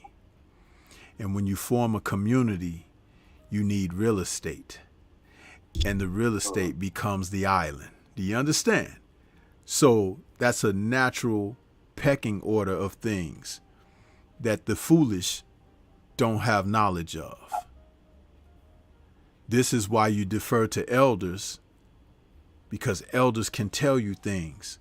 You may have been here for a shorter period of time, but they were here for a longer period of time and can kind of give you game on how things were done, how things weren't done, how we can do better, so forth and so on. But now when you've got youth wanting to take out elders, what do you do to yourself? You're cutting your own throat, but you just die at a slower pace. Am I right? Crazy. I couldn't agree more, since that's the way you put it right there, though. It was a little graphic, though, like, just seeing it. Yeah. The only other person I ever heard say that in my life was Tommy Brooks. We was talking about cutting your own throat. So Yeah, absolutely. See, and the graphic comes in because it's to drive the point home. This is not to be played with. What I'm saying is not a game. It's not a game. It is game, but not a game. No, I'm saying it is game, but not a game. Go ahead. One quick question. I see Yoda was like, man, I was trying to get on, and I was like, man, I'll make my call quick so you can call in. I know you said you only taking one more, but yeah, I'll take another one from Yoda after I finish with you. But go ahead. All right. The Savannah Marshall, Clarissa Shields. Can you break down a little bit more of what you saw and about her last fight with? I think it was the left hook. And you said the young lady was durable, but you said it was like a glancing blow. Yeah, it didn't look like looked like loaded gloves. That's all I had, and I'm gonna jump back in the chat. I just wanted you to speak on that more. Yeah, it just, to me, it looked like every time Marshall hit her, there was a reaction and a response. Now, mind you, this is a woman who's been durable. Like I said, she fought Clarissa before, and she's been in some tough, rugged fights. But dude, if Marshall was that strong and that imposing with punching power, where was that in the amateurs? Aren't fighters a little more crude in the amateurs? Aren't they? And a little more like, you know, your technique isn't totally refined yet or whatever. So if she was so heavy-handed, she should have been knocking people out in the amateurs like that. Am I correct? I'm sorry, since I gotta disagree with you. In the amateurs, it seems like they're more volume punching. They don't have the punch placement. They're not how someone say crushing that cigarette with their back foot, where they're not turning the punches over. It's just a lot of volume. I think once they get in the pros, they have more of a pro style. They crush that cigarette butt with their right foot. They turn the punches over. The punch placement gets better. They grow into their man strength, I guess woman strength. But I would say it would be, I would expect more of it in the pros. I think Deontay Wilder knocked out more people in the pros than the amateurs, but he was still knocking folks out in the amateurs too. But that's what I'm. My only slight disagreement. That's what I was trying to say though, Mark. I wasn't saying like she should have knocked everybody out in the amateurs like she's doing in the pros, but there should have been some semblance of the strength. It was not there, and she did not win medals and everything. But this is something that they have done with her. I wouldn't be surprised. And this could be a stretch, but I don't really think it is now because the layers are being peeled back on the onion about the corruption in the sport. I wouldn't be surprised if she has been a selected person to use a substance that they get a certain performance out of. And it's one of the reasons why that they didn't want to go somewhere else, that they only wanted to be there. Because they can get away with certain things under the cloak of how things are done there. The punch that she hit that girl with, like I said, do you remember like when Tyson Fury knocked out Dillian White? Remember how that punch looked like a glancing shot? Yeah. I mean, did it look like a glancing shot to you? I should have asked you that first, but I gotta go back to this, but that uppercut was on the wall for Dillian White. Yeah, it looked like it was like it, man, he should have did it, but when you watch it and it slowed down, he caught him clean with that uppercut. He caught him with a good shot. But he didn't see the shot coming. Right, but White is also a guy who's heavy on the front foot, and he's susceptible to the uppercut because Mr. Povetkin showed that. It's like that was not so, and Fury hadn't thrown that shot and caught him sleeping and got him, but it didn't land real flush. He caught him. He made contact. I'm not trying to say it didn't. Yeah, it didn't land. I didn't say it didn't land. But see, when Marshall hit this woman, that shot was similar to the Fury shot, but to me it did not look like the type of shot that should have got the effect that it got. I watched a lot of boxing before, and the woman did not flop. No, it wasn't that. She was out. So I'm like, what the? My mind is telling me that something don't look right here. Either it's loaded gloves, which it could be, because over there, the hand wraps and stuff. Look, we know a lot of the tricks over here. Nazim Richardson caught people. Okay? It happens. But if you could get away over there with what you can get away with, you just have to have the type of people around you to watch every damn thing. Or does she have something coursing through her veins that makes her have man-like strength? Now, for anyone out there that wants to question that, why was that women's Russian Olympic team banned a few years ago? Remember? In sports. When they was going in there switching out they had the whole, you talking about the Icarus or whatever that was? It was one of the sports. They were going to switching out the samples at night when there wasn't nobody around. Well, there was a Russian Olympic team. Not necessarily in boxing, but competitive. It's like they were on some shit. They were on juice. I think it's Icarus. I think it was a show called. It was a documentary made, and the guy shows how they did it. It was a sophisticated system to switch the blood and samples at night. Is that the one? Is it called doping? Somebody said doping. Yeah, I'm not 100% what that's called, but what I'm trying to get at is this. Those people over there have done more on the seedy side than on the up and up side. And I'm not trying to bring down a whole nation. What I'm trying to call is that you have to know what you're looking at. Remember that Joshua, when he was going to face Big Baby, that revelation about the exemptions and stuff like that. So he had been taking some stuff for a while.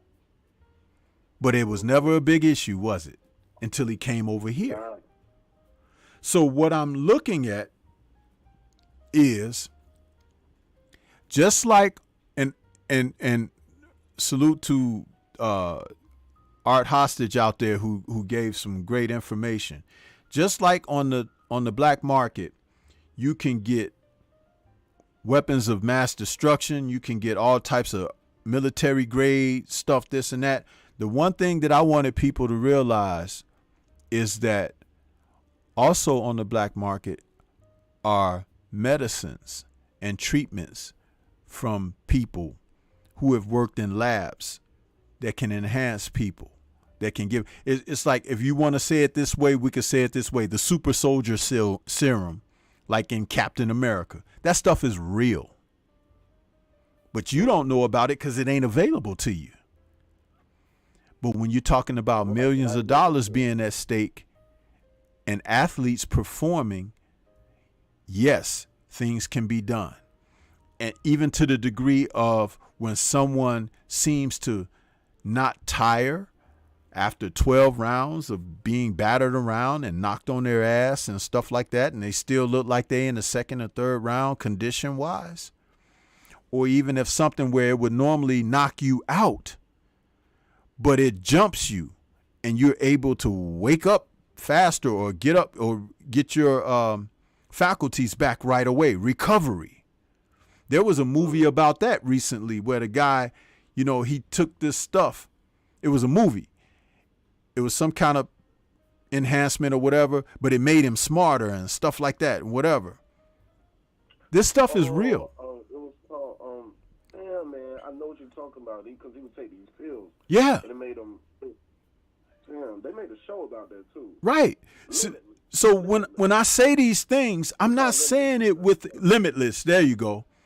But when I say these things, I'm not saying it like trying to make fun of it or anything. I'm trying to say that if money can be exchanged, these things can matriculate into what we've seen be kind of under normal auspices for so long, but it could explain a lot of things that you have witnessed and say, man, I never seen nothing like that before. That woman, Savannah Marshall, there is nothing about her boxing ability that tells me that she's awesome like that. That's me. That doesn't mean that you have to feel that way or any of the listeners out there or whatever. But it's like, But okay, if you're all that in a bag of chips, let's see you take your show on the road. Let's go some other places. Namely, let's see you guys come to the U.S. and see you do the same thing over here. But we do know tests will be different. All types of eyes and focus will be on you differently. And if you just don't feel it, or I don't feel like myself, I wonder why. I got to put a case on it then. I'm going to have to go back and watch that. But let me jump back in the chat and let you get your last call, man. But I appreciate you taking my call since it means a lot to me. All right. To share my concern with you, my brother. All right, man. And thank you for calling, bro. Don't be a stranger, man. Come back sometime. Man, I don't know why, but I don't be getting these notifications like that. So what I'm going to do is I'm going to unsubscribe and resubscribe real quick. So well, maybe that'll help. The call-in show is every Sunday, 10:30 a.m. to 12:30 p.m. So that's every Sunday. So, okay. Yeah. Okay, cool. That's probably why I be missing it, because Saturdays I be having those late nights, man. But, yeah. Man, I was working with Champion Heart, helping him get his stuff together, man. Okay. That brother's phenomenal, man. I helped him with his intro and his logo stuff, so I was up late night working with him, trying to get that stuff right and get an email to him. But yeah, man. All right. Champion Heart. Okay. Yeah. So he's about to do his cooking show, so I'm helping him get the graphics and stuff right at the intro. So yeah, man. Yeah, that's what's it's up. all good, but I'm gonna definitely try to catch these more often though. All right, man. I appreciate you, bro. Thank you. No, I appreciate you. God bless. All right. Peace. All right, my man Mark Nash. Yoda Wise, you still out there, brother? Go ahead and call in, Yoda. Go ahead and call in. I'm keeping it open for you.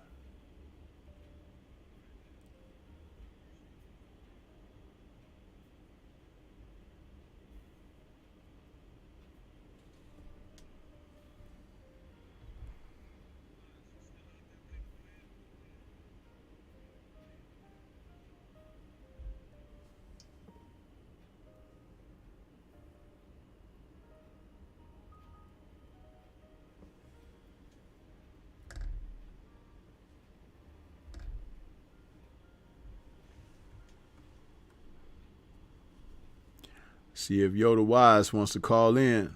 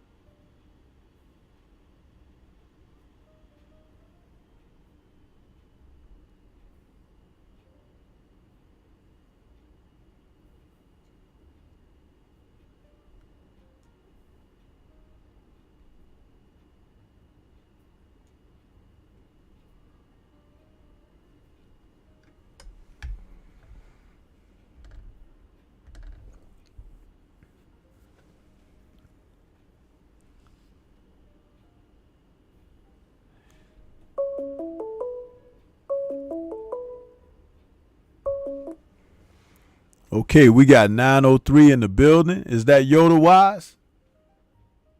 No, man. Let me slide on in there. This TV Frank. Hey, TZ, what's going on with you, bro? Appreciate you, man. Nothing going on, man. Just trying to, continue on with this positive content that we got here. I want to say real quick, we got Mark Nash out there in that super chat. He says, great show, Stormy B, man. I appreciate you, Mark. Thank you for the support, brother. What's going on, TZ, man? What's going on, man? I see y'all was talking about that Russia deal when they got banned from the Olympics. Yeah. It started out with the figure skaters. Okay. A figure skater got popped for some kind of drug that's prescribed to people with a particular heart condition. It's supposed to increase the amount of oxygen in the blood. Right. And she got popped and tried to justify it by saying she had that condition when there was no record of it. Okay. And it was another athlete. I think it was the bobsled on the bobsled team or some other. Yeah. Or some other sport in the Olympics that was on the Russian team. They got popped as well, so they just banned them across the board. They kept getting popped, and then there was something. They were trying to switch out the samples or something too to cover it up, and they got caught or something like that. Yeah, and see, that's what I was trying to allude to is the fact that this stuff does exist, and as long as there's an opportunity for it to creep into things, if nobody's checking for this, if nobody's looking for this, there are untold advantages and benefits to someone being able to get away with this. And that's all I'm calling light to. I understand that women have a certain amount of strength. They have a certain amount of athleticism, abilities, and everything that fall under a certain umbrella. Okay? Well, what Marshall is doing, there's something that doesn't look quite right there. If you guys are Yoda Wise, you're trying to call now while I've already got TZ Frank on because it was open for you, bro. You have to wait till the call is ended because I don't have call waiting on here. So when this call ends, call in when he hangs up, please. You waited a little bit after Mark hung up, and then someone else was able to call. But I was trying to leave it open for you. So yeah, after this one, just call in, Yoda Wise. But what I was trying to say about Marshall is something that doesn't look right. Now, take for example, hear me out in this. Let's look at Amanda Serrano. Amanda Serrano knocks women out. She has a knockout punch. And if you notice, her knockouts are very consistent. It's like the same type of, they get concussed, they get hit on the chin, they go down, the normal things that happen with knockouts. But Marshall's look a little bit different. It looks like, first of all, a thudding sensation where they look like the person on the receiving end looks like, what the hell was that? And then, like in her last fight, this woman who I'm sorry if I can't remember her name, the opponent, but she had even fought Clarissa and never took. There you go. And didn't look like that. But when that glancing blow landed and she fell to the canvas, it was like she got hit with a bat. And it ain't no woman in boxing who punched like that. You understand? Naturally. So something just didn't look right to me, brother. And it's like, forgive me, but I've watched a lot of boxing. That don't look right. And to me, anybody that's linked to Tyson Fury, they got to be in question.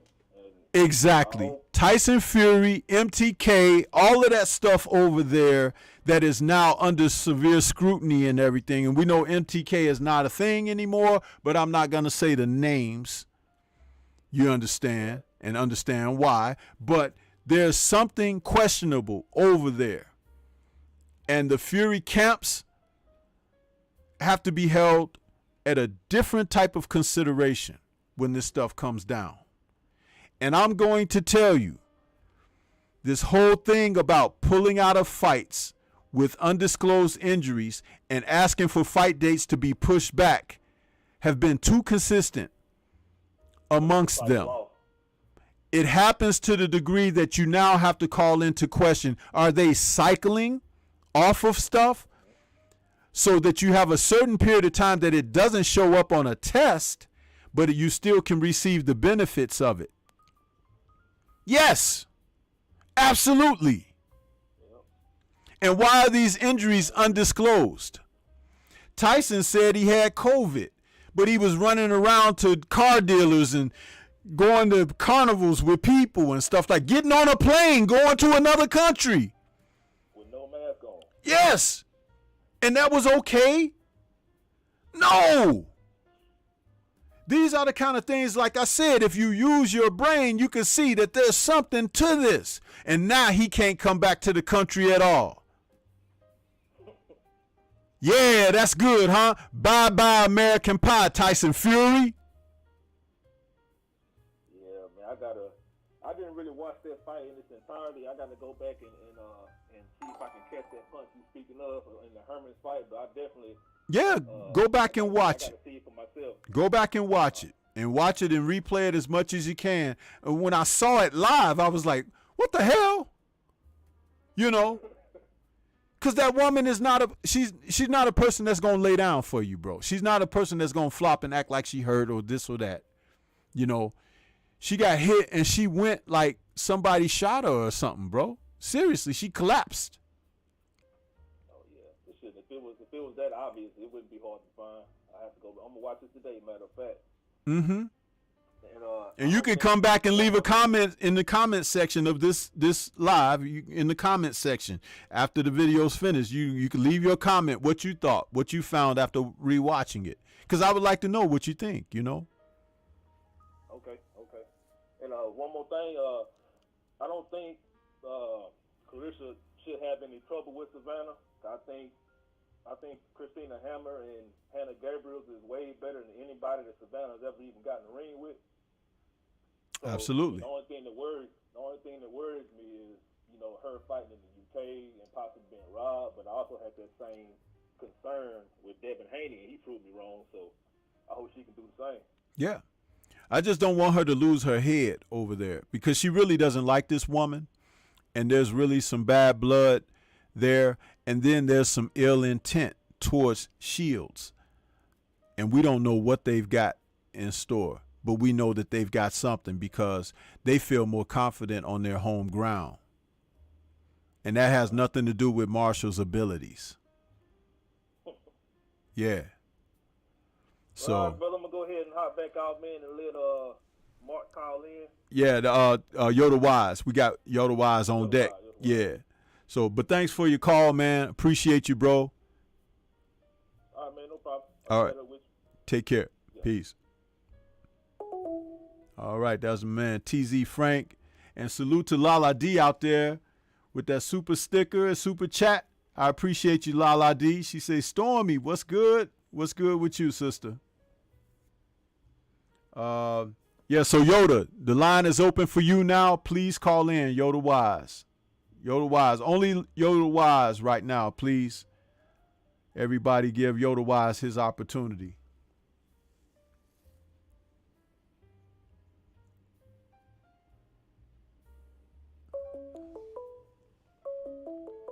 All right. Okay, we got 267 in the building. Is this Yoda Wise? Salute to the sensei, Stormy B. Good afternoon to you and everybody out there watching. Yes, sir. What's good with you? Hey, man, I'm glad I tuned in. And you was talking about the Richard Shields and Savannah Marshall situation. Yes. It's something I've been contemplating and thinking about to myself for a minute when I heard about this fight. And I never really got a chance to speak on it. Neither did I hear anyone speak on it. You're the first one that's speaking on it at this capacity, which should be spoken about a little more. And we've been having a lovely year of boxing, historical year of boxing, and it would be in the history books of boxing and sports with what's going on. Right. That being said, with all these opportunities for undisputed going on, and it doesn't matter how fast they try to get it away from us, but the thing is now it's time for a big spoiler alert. And we haven't had a big controversial situation in a little minute. Y'all understand what I'm saying? Right. So with us being spoiled, this is a time for it to happen. And we thought about that with Devin Haney and Cambosis, but it wasn't on that level once it got to the fight. But leading up to it and all the things that Cambosis did and things like that, don't need to repeat that nonsense. Right. But now, this is a big situation. I know we waiting on Errol Spence and Terrence Crawford, but whenever Clarissa Shields gets in the ring, it's a very big situation because she is number one hated public enemy, number one over there in women's boxing because of what she stands for, her greatness, her skill set, and her motivation and ambition to keep on doing things and adding on to her greatness because she is there for greatness and have already started being great. And you know, it don't tickle their fancy in a comfortable way. And we know what goes on across the pond. People, that is the abyss of cheating. Yes. You know, because some of the things that they can do or they're allowed to do over there are with illegal stances that sometimes some of the spoiled people just going overkill and they kind of, you know, give them a little slap on the wrist. We know what we're talking about when we mention that. You know, Tyson Fury and a few other people. So with this blood that's between Savannah and Carissa, you know, it's very deep and it's equal to Tyson Fury and Deontay Wilder. And what this woman stands for, we know they hate to see a ebony woman stand and be successful on her stance of what she's doing in the sport of whatever it is that she's partaking in and showing the world that she's great at. So Right. this is just another chapter that's going to try to take place, and we should be worried. And anybody that's doing content, when you mention this fight, you should speak about that. Just like we spoke about it on the same level and capacity as Wilder and Devin Haney and a few other situations. Right. We need to think about that. The skill and talent-wise, we're not worrying about that. But the system itself, what do they have in store? And just like you broke down in everyone that's called in, you know, the things that were said made sense. This woman's not hitting like that. Where did this power just come from anywhere? We didn't see it gradually develop as she got into the sport, and she's not really hitting anyone's flesh with probably less than 40% up behind it. And come on, man. Yeah. You know, so it got to be something with the glove tapping, or it's something going through that vein. We got some short enough going through. And we need to know what's going on. They never give out any disclosure on these injuries. We should be talking about this. That's very spooky. Yeah, absolutely. And just like out of nowhere, just brush it throw it in the bottom with the dead squeeze holes. Dead Sea Scrolls and just act like it never took place. So we have to worry about it. I worry about it. I'm really thinking about her safety as far as her leading up to the fight. They might try to do anything, so we have to be aware about it. So I'm glad you was the first one to speak on it, and I'm going to throw it on the grill myself because that's one of the things I like to talk about the most in the sport of boxing is where these unjustice things are taking place. So thanks for listening to me, Sensei. It's always a pleasure catching you when I can. Sometimes I catch the playback, but good thing that you brought that out, and everybody keep aware of that because that's very important. They know this sister is a quote, so they trying to do any and everything possible to demolish and diminish that. Just like the book, the plan, the killing off of black civilization. That's all I got, and I'll see you on the next one. Sensei, peace. All right, peace to you, brother. I appreciate your call and you're touching on that subject and reiterating, man. Thank you so much. Thank you very much. All right. Man, that is so true what he was just saying. And let's not forget the toppling of America. This is what this is about as well. They want to topple America, but they want to do it on their terms and on their soil. How about that, huh? They needed a lot more help to usurp Deontay. And I'm not going to go into that at this time, but it was utter, total corruption from many levels and many fingers involved in those circumstances. But now for Clarissa, who is an even more decorated fighter than Deontay was, if you don't think that they have something in store for her, you have to understand how these people are working and look at who the person is that they want to usurp. This is an accomplished woman, an African-American woman from Michigan. She is well decorated in the sport of boxing, not just from the amateurs where the Olympics and everything, but as a professional. And she's a person for a lot of people to look up to and to respect. There is so much here. Symbolism, everything that you think you may know about how things are run in this world, it comes to light in events like this. Clarissa Shield needs our support. She needs our focuses. She has to know that we have the best of intent for her. But on the other side of the world, everybody don't view us like we view us, So just let that be understood. And it's an important thing for people to know these things and for it to be brought to light, because there are some people that won't speak on this. There's some people who won't even try to touch it. But I do, and I will, and I don't dwell. I raise it up for subject, and then we'll move it forward and see what we can do about it. But community means a lot. Community means a lot. And you got to be able to focus up. Because nobody is going to do those things for you.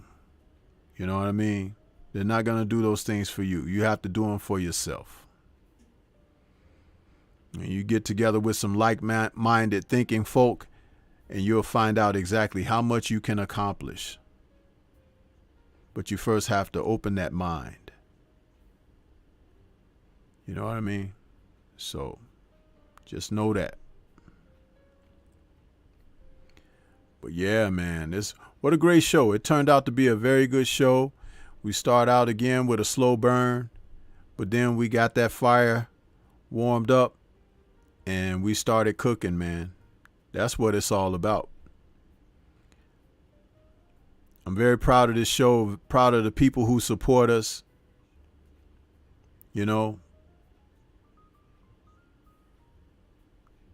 This is what we like to do.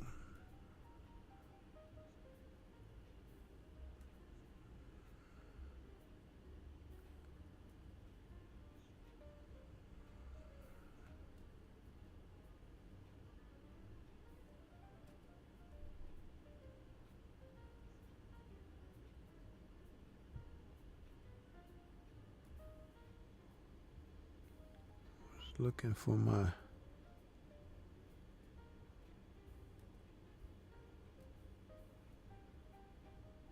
quarter mix. There we go.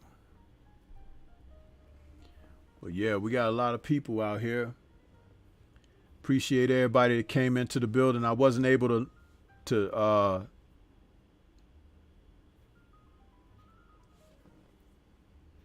didn't forget to go through these names. And we had Lala D come out there, G5 Gabe in the building. My man Mark Nash stopped by. We had Dwayne Jones.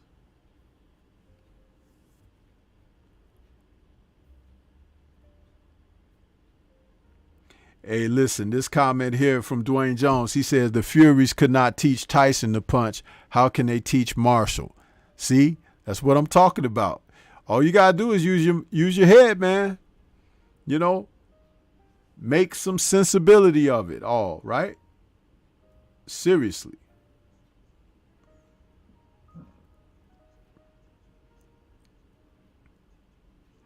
Geo James Khalil was out there.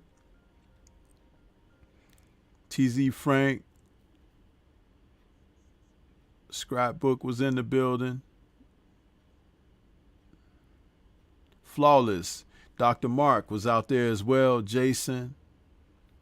Just trying to go back to some of the people that I don't think I got a chance to call you guys out because we were cooking. So, but I appreciate everybody that came out today, man. It was a heck of a show. Thank you guys.